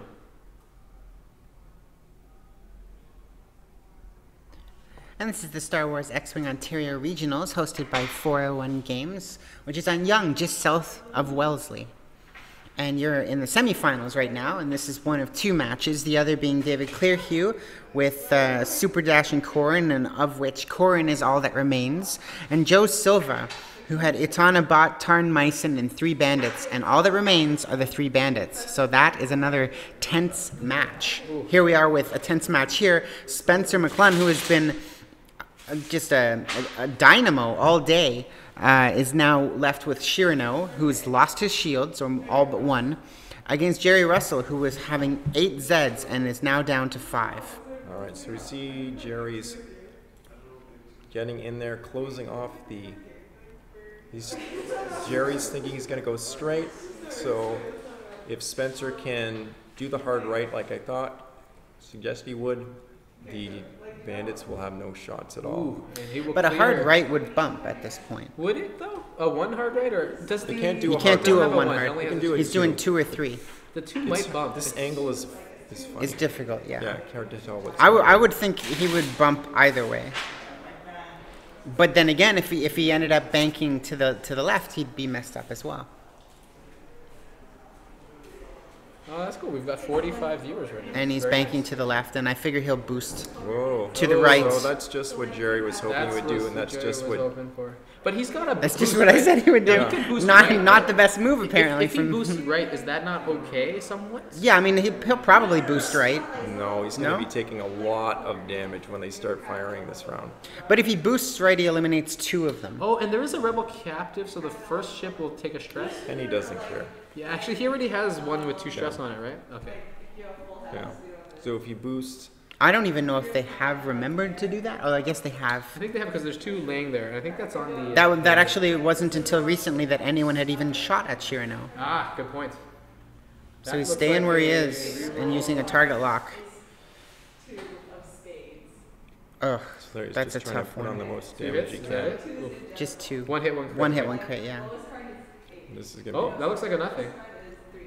Why is he Oh, doing oh, that? he's doing 1 at a time. He Jerry likes to roll 1 hates at a his time. green dice, so he curses them and rolls them individually. That's what he was doing earlier. Oh, he doesn't do that with the red dice, though. That's right. No. That's Okay. interesting. The green dice he hates. Right. They hate him, so he hates them back, and they behave better. Oh.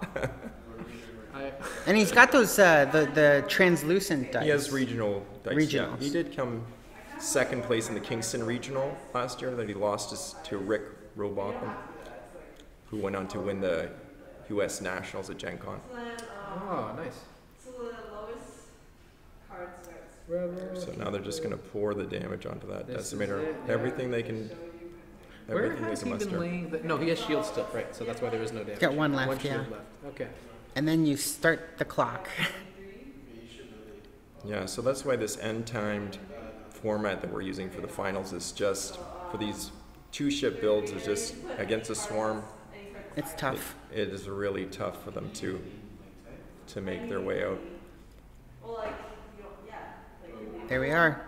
So we're here at Vader is happening. I believe that is what was said there. And then, His first trigger of Vader, he lost his shield and took a damage card. Now, did he kill anything with that? Let's Or- hope, because you're starting to risk I don't things even at this think he point. dealt a I don't crit. think that's what happened there. No? That would be very So he surprising. had a shield though, and now he's got no shield, Yeah, and he's got he showed damage. Vader before he Wow. did that. just perfectly. But that Oh, was okay. an odd choice. Very weird. Yeah, Because very I don't odd think, choice. Because he didn't yeah. even give a crit to any of the bandits, I don't think. Yeah, that would be for shield peel, which would be that's crazy. Your cards, but at the same time, okay, yeah. Oh boy. So he just got dealt 2 crits. Oh gosh. Things are rapidly getting out of control for Spencer. Oh, that looks like another hit. Just that 0 agility is just. Oof. So you've got nothing. Oh, that was a miss though. Nope. It was like one hit. Pilots go 0. So that crit that Shirano took made Shirano pilot skill 0. Not ideal. Oh boy. That's curtains for Cherno then. Not that the bandits have any. Actually, 0 might be better so he can't get Repositioning. blocked anymore, right? Is that not? He wouldn't be able to be blocked, but in the position that he's in, he's not going to be blocked anyway. But yeah, he's totally cornered up there. He's, yeah. It's not that the bandits do have any repositioning. They can't boost, they can't barrel roll, but I don't have, like, for example, 3 9s. Yeah, this is gonna be hard. This is gonna be really rough. this is yeah. And that's the thing with the 12 hull. You just get crits. Like you just get to see the whole damage face up. Like, oh, I got that one. But a lot of them don't mean anything. A lot of them are like, oh, well, if I do a red move, I'll have to roll for damage. Good thing I don't have any of those. Decimator just does not care. Well, I guess he would care about the hard turns at this point, especially That given would be a where bad close one. he's to the That would be corner. a bad one. And being pilot skill 0, then now he he can't can shoot- be he can't ensured even that he can kill- take his hard turn to turn into them, And if that's his wish. He can't even It's reduce the only move the he's amount got, of shots really. at him now because he's shooting last. So the full 4 Yeah. shots are going to happen all the time now until Yeah. he gets out of there. Yeah. How many would he need to kill one entirely next round to somewhat even the odds, or is he just in big trouble now? Well, we should probably mention the fact that he has a seismic charge that he hasn't used yet. Oh, very tricky, yes. And he used that to great effect a couple matches And ago. he did just Vader. Maybe that was intentional, so the seismic charge will hit. But then again, wouldn't you do it the other way around? Maybe he would have done it the other way around. Do not follow how you're thinking there. Yeah, I'm not really sure. Yeah, Because seismic seismic charge charge- is not a critical. It's just the 1 damage. to Yeah, that's everything. proton bomb. I think you're thinking of. Seismic charge is 1 damage, just damage, and an area space 1 range 1 from the token. When it gets laid down, it gets put down. We saw him use it against. Who did he use it against? He used it Oh, when he against, was playing Carlos. against. Against Carlos. No, I think it okay. was William. Remember in that Oh, it mirror was William, match? it was William. And And he he dropped the seismic basically charge. ended the game with And- it essentially. But he apparently killed the game was kind of over Soontir. anyway. But the seismic charge definitely ended that game. Wow. He killed his Soontir with it. But in this case, it looks like he's got bandits with 2 shields, 1 shield, and Yeah, 2 the bandits are shields. way too healthy for that to be a factor at this point. It's gonna be tough for this to go. But I really like the bombs. They're great. Yeah. And those new bombs coming with The Punisher and the look K-Wing? amazing. Yeah, the cluster mines. Yeah, those look like they're going to be fantastic, especially on Ebon on Ebon, the scum Yeah, pilot. and they you can shoot sling him them out the around. sides because it's a long, skinny, looks like a hoagie. Yeah. What do you expect the damage to be like that? It's sort of like proximity mines when you hit it 1 or 2 roll Yeah, similar to that. Like slightly, probably because there's 3 of them, and the point cost of that wouldn't be extremely high. So it would be Roll 1, roll 2, or maybe one simple damage. yeah, like proximity mine. When it goes off, can be amazing. When Yeah. it doesn't, it's like, well, whatever. But yeah, it can really just the factor of holding it back and the potential for it and just the fear that it causes, especially or like any of the bombs, like the proton bomb, or like just like, oh, he's got that, I'm just not gonna go there. We played this weird tournament for charity in December at Black Knight Games in Hamilton, and if you like paid more money for your entry fee, you could put on things on your ships you weren't really allowed. You could that break was the one that was rules, funny. yeah. Break the rules. That was a good one. We like raised like You can buy 200 points, I think, too. I think right? there were only 5 or 6 of us. We raised over $250 just all the stuff we were like doing. So I had like a proton bomb on Sunterfell, and he dropped that on some A-wings and like one-shotted them. He one-shotted 2 A-wings. They were like, oh, that's it for them. That's wonderful. Those upgrades were really. I remember that tournament. That was hilarious. And that's one of the awesome things about the Ontario community for X-Wing is that you do interesting things like that. And Black Knight is such a great venue. Like, it looks like a castle. Oh, it is a nice. really nice space, yeah. And I believe the furball thing was created by the Toronto group too, right? The rules for that. I think so. Or It's no, not really that created. No, I don't. Was it? We made a rule set for it. I think that was an original FFG thing that they'd been doing since the beginning. Like, they were the one who were encouraging furball. I think in 2012 when they first for Worlds there was a furball tournament, and then that was more of a cooperative furball, whereas the furball rules that we worked out was more of a free-for-all battle royale, everybody on everybody. I kind of at X Planet I started doing a merge of the two. Where you'd have 3 factions, 2v2v2, and you'd switch partners up. Oh, that's cool. It's a lot of fun. It is so much fun, especially for introducing the game. Yeah, really to great new ways. player. Make it simple, 1 ship each. Yeah, It looks like Spencer chose not to drop that bomb. yeah, because it would have been no point at that point, because it's once he wears them, if he lasts long enough to wear them down, then it will be the wise thing to do. But right now, But does seismic cost an action? Like, why Doesn't- not do it? There's no reason not Because he to. didn't think he was You going to would. hit more than one target. That was He would have hit 3. Would he have though? Yeah. Because it would have dropped right there. Yeah, he would have hit 3. I mean, the Zeds can't get away from it, really. no, I mean, it's a damage where it I think he's just holding it onto it for like the Rainy fear day. factor, even though Jerry does not seem to care whatsoever. Yeah, that decimator is going to be laying a lot of damage cards down this round, because Jerry's ships are pointed all the right way, it looks like, And they all shoot first. and they all shoot first, and Jerry knows the drill. He does have a range one shot. I think only one of those is actually in Really? arc. Are they Just pointed- this just one that here, guy? he's bumped that one, and the other 2 are pointing the okay. wrong Yeah, way. there's only one there. Okay, all right. Well, one that's That's not bad. there's nothing. It's range one nothing though. you I can do think, about it. so, that looks like 3 hits maybe. Ooh.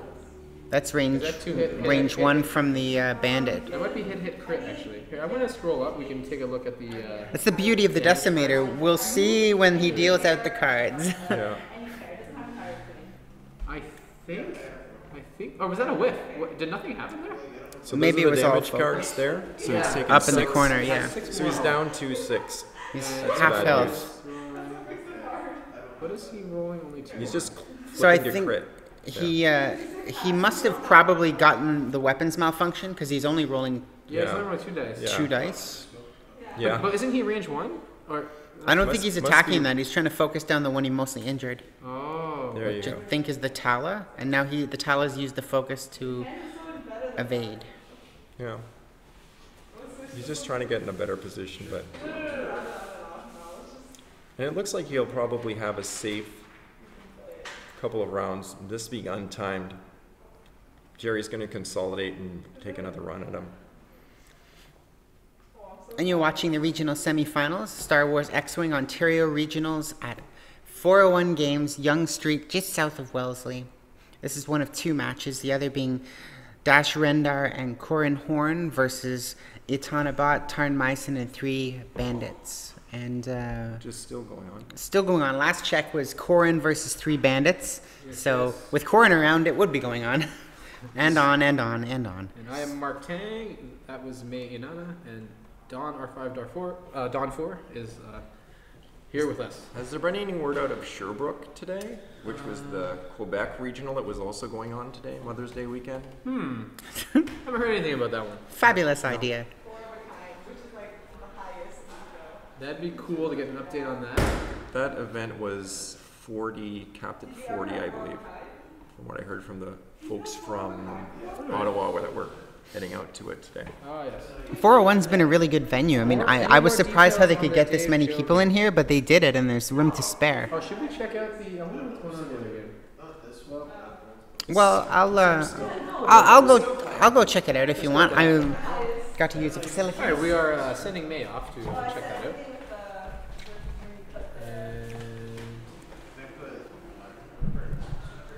And what do we got here? We got a turn. Oh, is that a bump? I think he's doing some crashing. That's Oh. not what he wants. Oh no, wait, that was a proxy. Oh, proxy. Okay, so he's okay. He's good because he wants to have his boost. He doesn't want to be action denied. No, he wants to be range 3, right? Ideally. Ideally, yeah. Now, are those Zeds just going to K-turn? Do you think those ones at the top, at the left there? Yeah, probably. They'll just K-turn and, you know.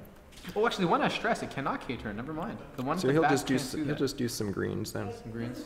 Yeah. Try to clear those stress. Just Yeah. just close that arc. Yeah, he's got to strip those shields. It looks like. If he doesn't do that, he's going to be in some big trouble. Yeah. But Oh, what is? Oh, he's rolling to remove the whatever the that crit. that crit Yeah, is. fix a crit. I think it's the damage. Probably the Damage. shooting one. Oh, he didn't get it. He didn't get it. Ugh, That's brutal. that hurts. Ooh, the fact that the headhunters still have shields on them Yeah. does not bode well for Spencer, I don't think. But it's more that he's consolidating, trying to focus down a single ship rather than going willy-nilly, spreading his fire around, which is exactly what he would need to do to beat this list, is he's got to eliminate the ships as fast as he can. Yeah. Even if it doesn't have the ideal shot, you want to do that. Hmm.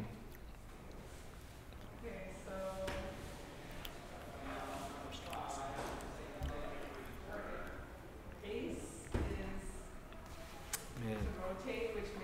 And let's see, does he K-turn with the front one?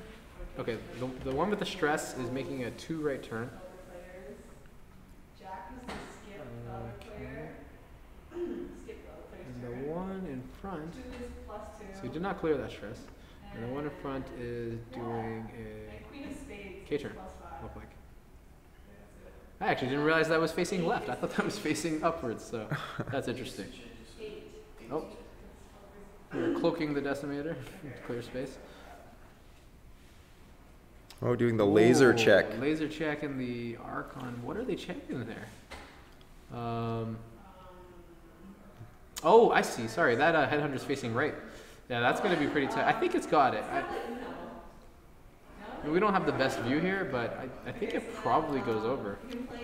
It looks far looks back like he enough. should have it, yeah. Yeah.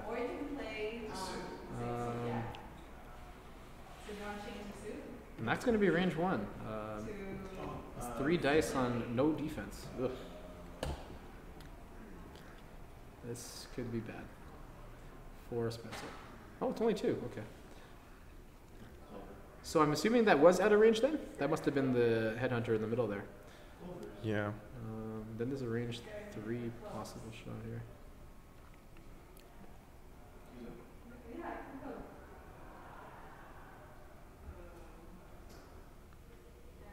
And Jerry rolls.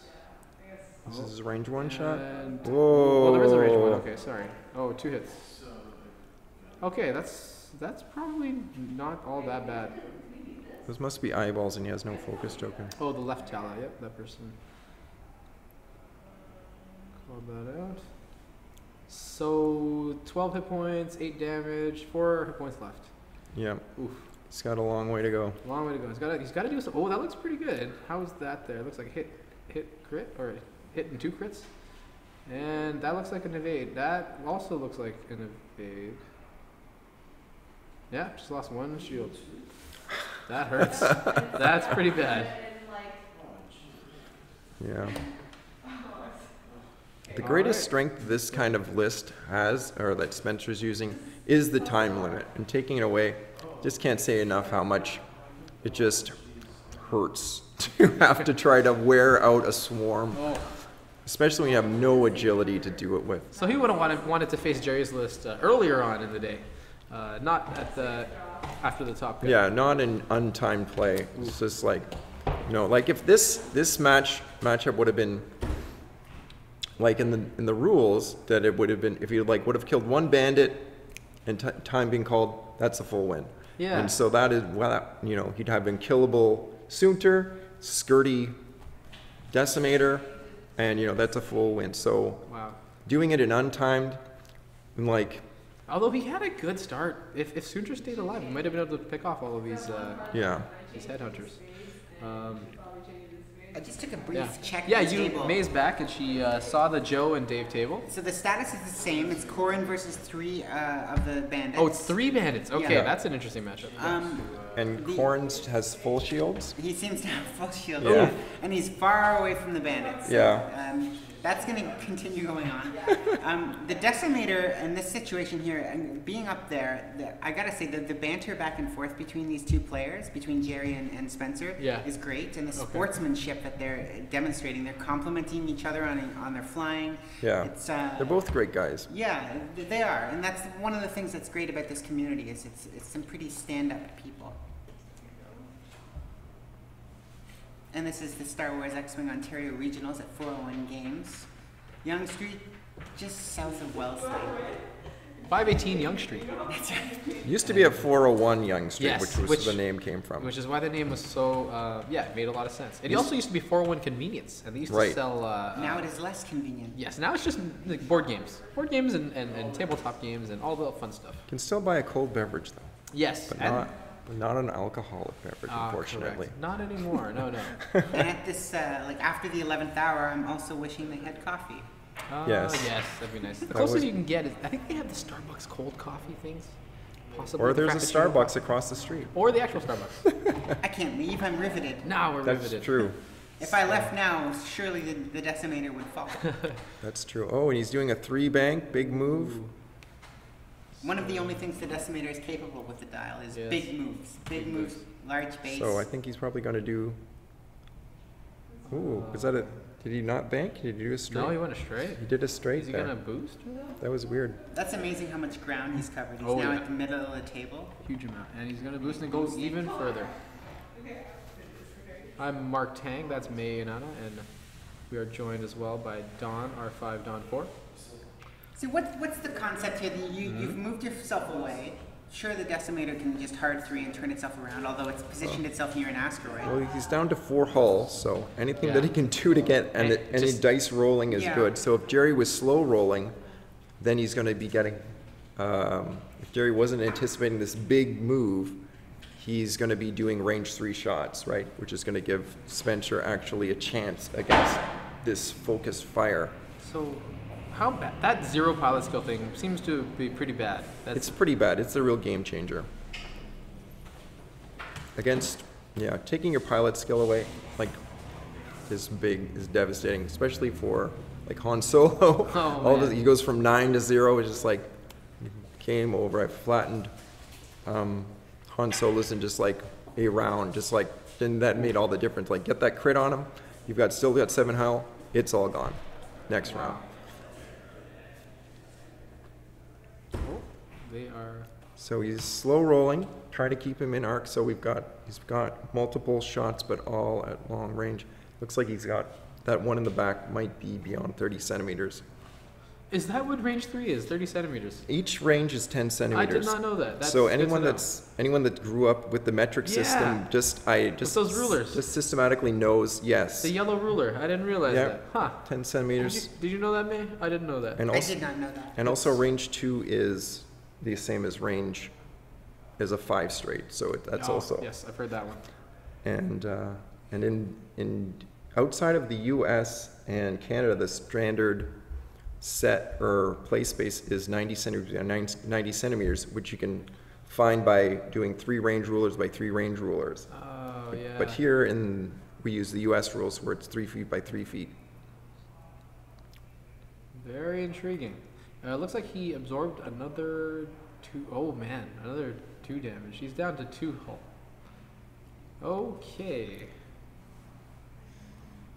Oh boy. Alright, looks like Jerry is rolling. Nope, he's done rolling. It's Spencer's turn. Oh, and he still has that critical that reduces his attack. And that looks like gunner triggers, and that looks like 2 hits. No, he has not dropped the bomb, Mr. No. Belmont. The bomb is still active, Oh man, I think he evaded. or still Or he focused. potentially Nope. in Oh, there. he got one. There you go. Sorry, those were focus symbols. He did not have a focus. Ooh. So yeah, you're right. He still has the bombs, but I think he's too far to drop them, right?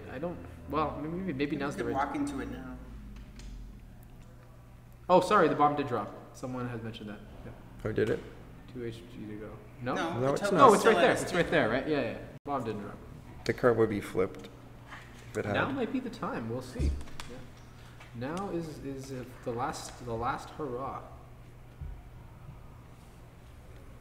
You're saying the bomb is gone, Josh? Okay, we'll believe you. All right, No Josh arguing with bomb. Josh Dirksen. Did anyone even see when he dropped it? We thought he was going to drop it when it was over here somewhere. I guess we'll find out very shortly. But the bomb's there and the upgrade card is still there. The card isn't flipped either. Oh no, there is a flipped card. Yeah. It looks like he Okay, did use it. good job. When the hell did he Good use job, it, though? guys. Way to Yeah, good hose eyes. us. I was actually looking at the engine upgrade. I think I thought that was the bomb. Not like we're watching this game or anything. This is embarrassing. He damaged 2 Z's with it. What? We didn't see that. And all of those Z's still have shields on them. This must be frustrating for Spencer. Yeah, he's got a real long way to go. He's This down to is 2 tough. hull. And he's got to flip that upgrade over. He absolutely has to do that. All right, where's he going? Is it 4-4? No, it's a hard right. And so just so you at home know, we're watching this game on a teeny weeny screen that's, there's phones bigger than the screen we're watching Yeah. it on. Oh, is he on the? Oh no, That's devastating. That can't be what he wanted. Rolled on a rock. Here comes the rock roll. It could kill him. Direct hit. It could be. Oh that my could be goodness, you are right. it. That But is let's see what he's devastating. gonna roll. This is. Oh man. All right, so Spencer's And we won't leaving be able us to in see if it's a crit, suspense. by the way. We'll just see him flip up a card because it's really hard to see the dice on this screen. He hasn't rolled yet. What does he do? Oh, here it comes. Wait. Oh, what? I guess he didn't. I guess he just went right beside it. Spencer is known for Oh yeah, you're right. doing things that you just think, oh, you can't do that, or like, actually, I made it by a millimeter. Oh man. Wow. Oh, he didn't boot. What happened? I thought he was just boosting there.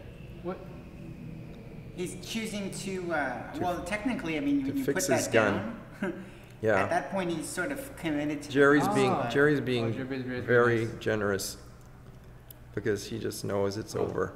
Yeah. Now And he's. at the end, I mean, he still didn't turn it over. No, that sucks. 50%. No. Yeah, 50%. He didn't put it on. It's actually not No, it's 50%. not 50. It's 3/8. 3/8. Sorry. Thank you. Yeah. The hit is 50%, but the crit is one of the 4 Yeah. hits. And so these guns point on the decimator. It's good night decimator. I should know that because I roll for a Jack's thing all the time. I'm working on that 3/8 roll. Someone who uses Jack as omnipresently as you do, you should definitely be acquainted with getting damaged by red dice. This is. Oh, wait. We're Are checking they- arc here. Oh, I thought he was shaking his hand. Laser check. Lasers. I thought he was just going to shake his hand saying, I beat you. But they're waiting. They should roll the dice first. Yeah, I think that's key. I mean, it's just formalities at this point, but It may that very well be is a academic. nothing. So that's 1 damage. I think it has. That's it, One right? hull left. No, sorry, 1 more hole. That's right. Oh boy. This has been a well-fought game, though. This has been It has. long and arduous. It has been super And- arduous, and and the that looks like 2 eighth hits. round No, that's a hit of- and a focus. No, that's game. Excellent. Oh, and there's the handshake. That's the game.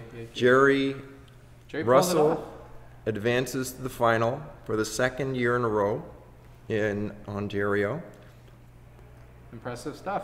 He is. Do we know if he's facing Joe or Dave right now? We don't know yet. It's No, still ongoing. that game could go on for years. So Our secret wish, by the way, we've been mentioning like Okay. when the cut was made that I really wanted to see somewhere in this cut the match between Joe Silva and Jerry's eight bandits. It was going to be 8 bandits against Eton, 3 bandits, and Tarn Meissen. And Wow. it was just I just wanted to see. These are like the anti-meta lists. I just wanted to see these 13 ships face each other. wow. And- Well, I guess we're gonna see it. It could happen. And Joe also got knocked out of the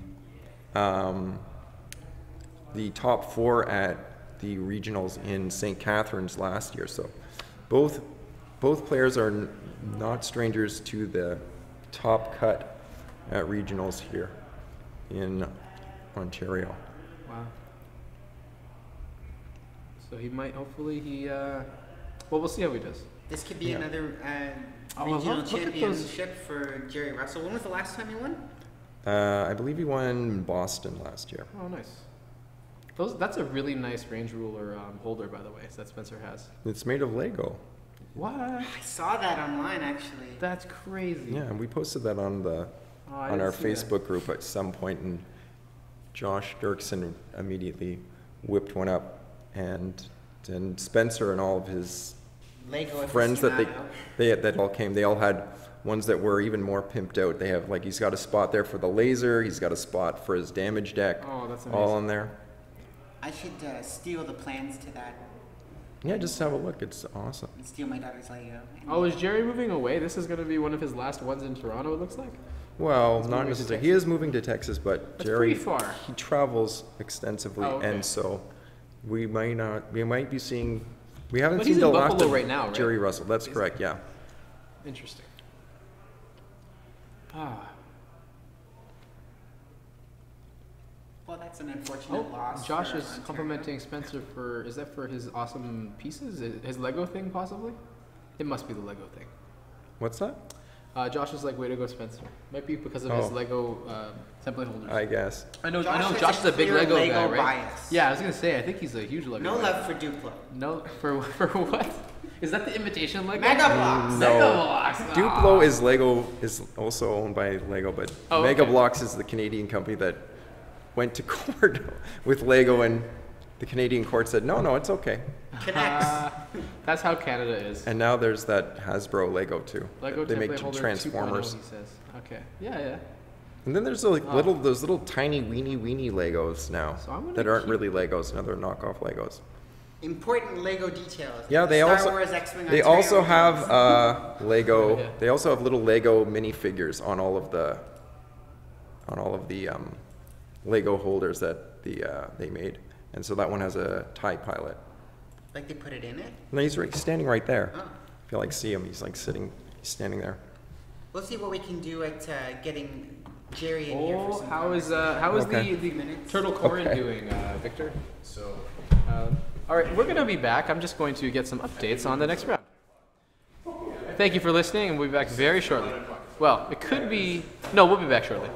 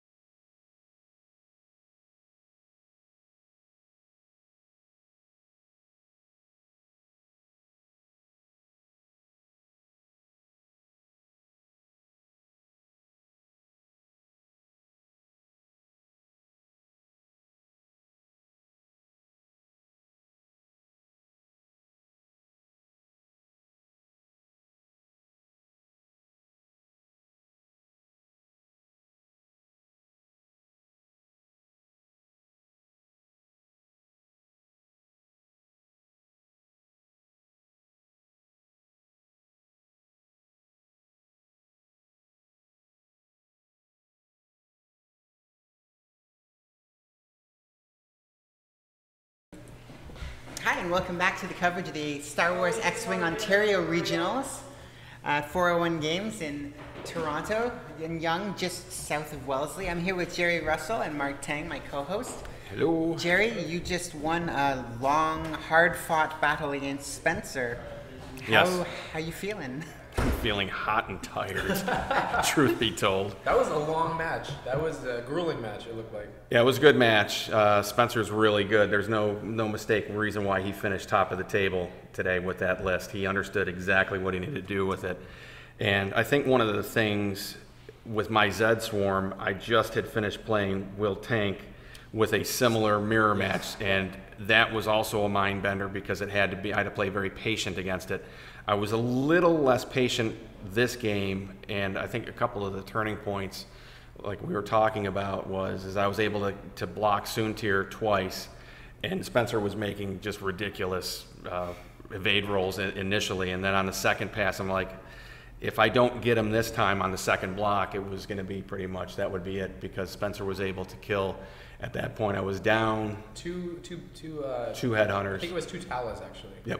Yeah, he had killed 2 of my Talas, and then I was able to regroup, and I was really horribly out of position when I made the turn. So I had to really focus on getting back into it, and then outguessing where he was going to be going. And my gut was telling me that he was going to run for the hills, and then boost out, push out right, and that way there was nothing I'd be able to do. So I was fortunate enough to get my one bandit in position and block him, and then just bring all the guns that I could to bear on him. So it was a good match, a super match, and then it was just a grinder. I think really the other thing that really cinched it was the timely critical, where his pilot skill was reduced to 0, because that enabled me to get shots in and start whittling him down, and he was taking chances with Vader as he should. So I think that was really a key. Those were the couple of key things, and just never give up. One thing about 8 ships is it's still 8 ships. So yeah. I was wondering if you were getting demoralized, because when you lose 2, he didn't have a damage on him at all yet, and you had lost the 2 headhunters, and you were out of position too. So for you to recover from that was really impressive. I was actually shocked, because all these ships are in different directions. I'm like, how is he going to regroup this? Well, I've been playing the Zed Swarm almost exclusively now for better part of a year, close to a year now. I've definitely seen you run it at least a couple of times. Well, I would say a variant since the Kingston regional last year in July of last year.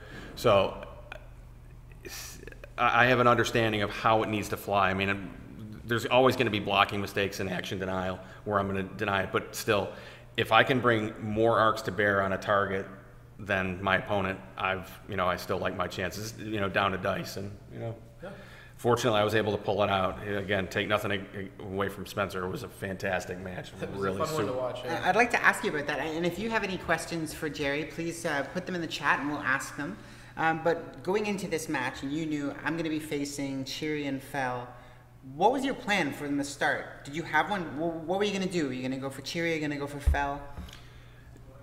Ideally, what I'd like to do is I'd like to go after the Decimator first and be rather slow and pedantic about how I proceed up. I learned earlier from store championships down in the States that if you don't stick to your plan on your setup and you vary it, you're not going to get your guns on your target. And especially with a Decimator with engine upgrade, you can't allow it to get behind you and then start chewing you from behind. So you have to make sure that your orientation of the entire formation is going to go in unison, or you're going to be able to pull out. And it's, there's going to be those times where you're going to have to K-turn, and that's why I try to, focus on taking target lock. So if I do need the K-turn and I get a lucky dice result, when I come onto my K-turn, I'm going to be set up for my next attack, and then I can clear stress, or if I'm stressed at that point.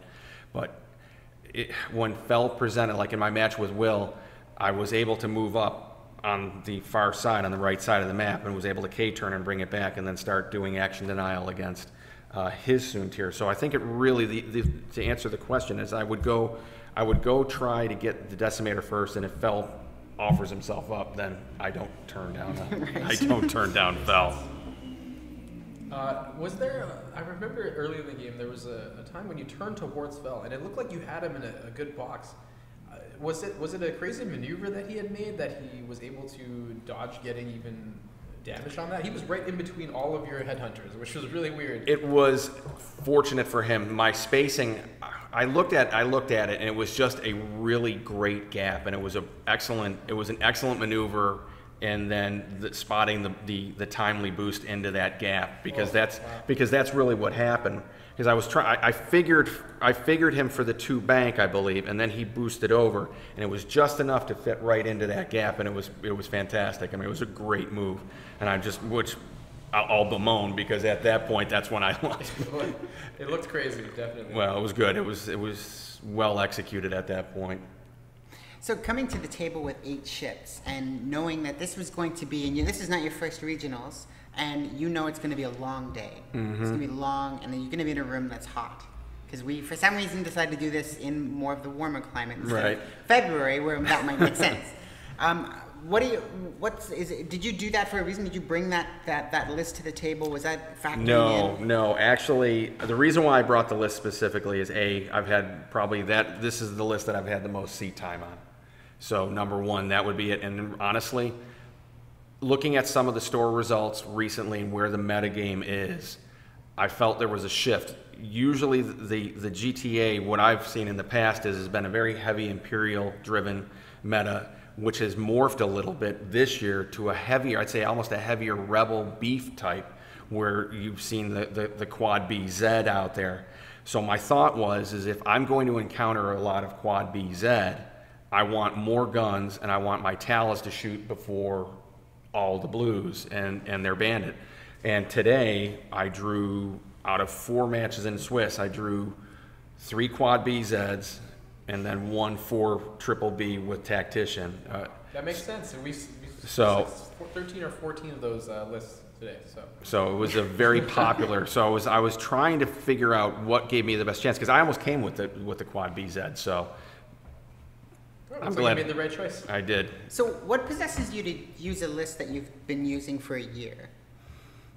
Just because it was guessing the meta today. That's really what it was. I'm waiting, I think, as many of us are, for the Raider to appear, right. So we all can use our favorite Sith Lord very shortly in combat with his uptick. So it's a comfort level too. I think we as players tend to settle into things and ships in modes that we know best, and the Swarm is certainly something that I know, and I tested. It was fun this store championship season, because I played a number of different lists throughout and different variants of it. I played Tycho, I remember that. You crushed me in that, yeah. And then I did a variant on David Clearhugh's Dash Corn, and that was right before Mangler came out. So there was a change in that. So we played some different things, and looking forward to some of the Imperials. So. Who are you looking forward to playing on that table there? Is it the 2-ship Super Dash Corn, or the intriguing Eton Tarn Mason 3 bandit list? I think honestly I stack up better against Joe's Eton Tarn build.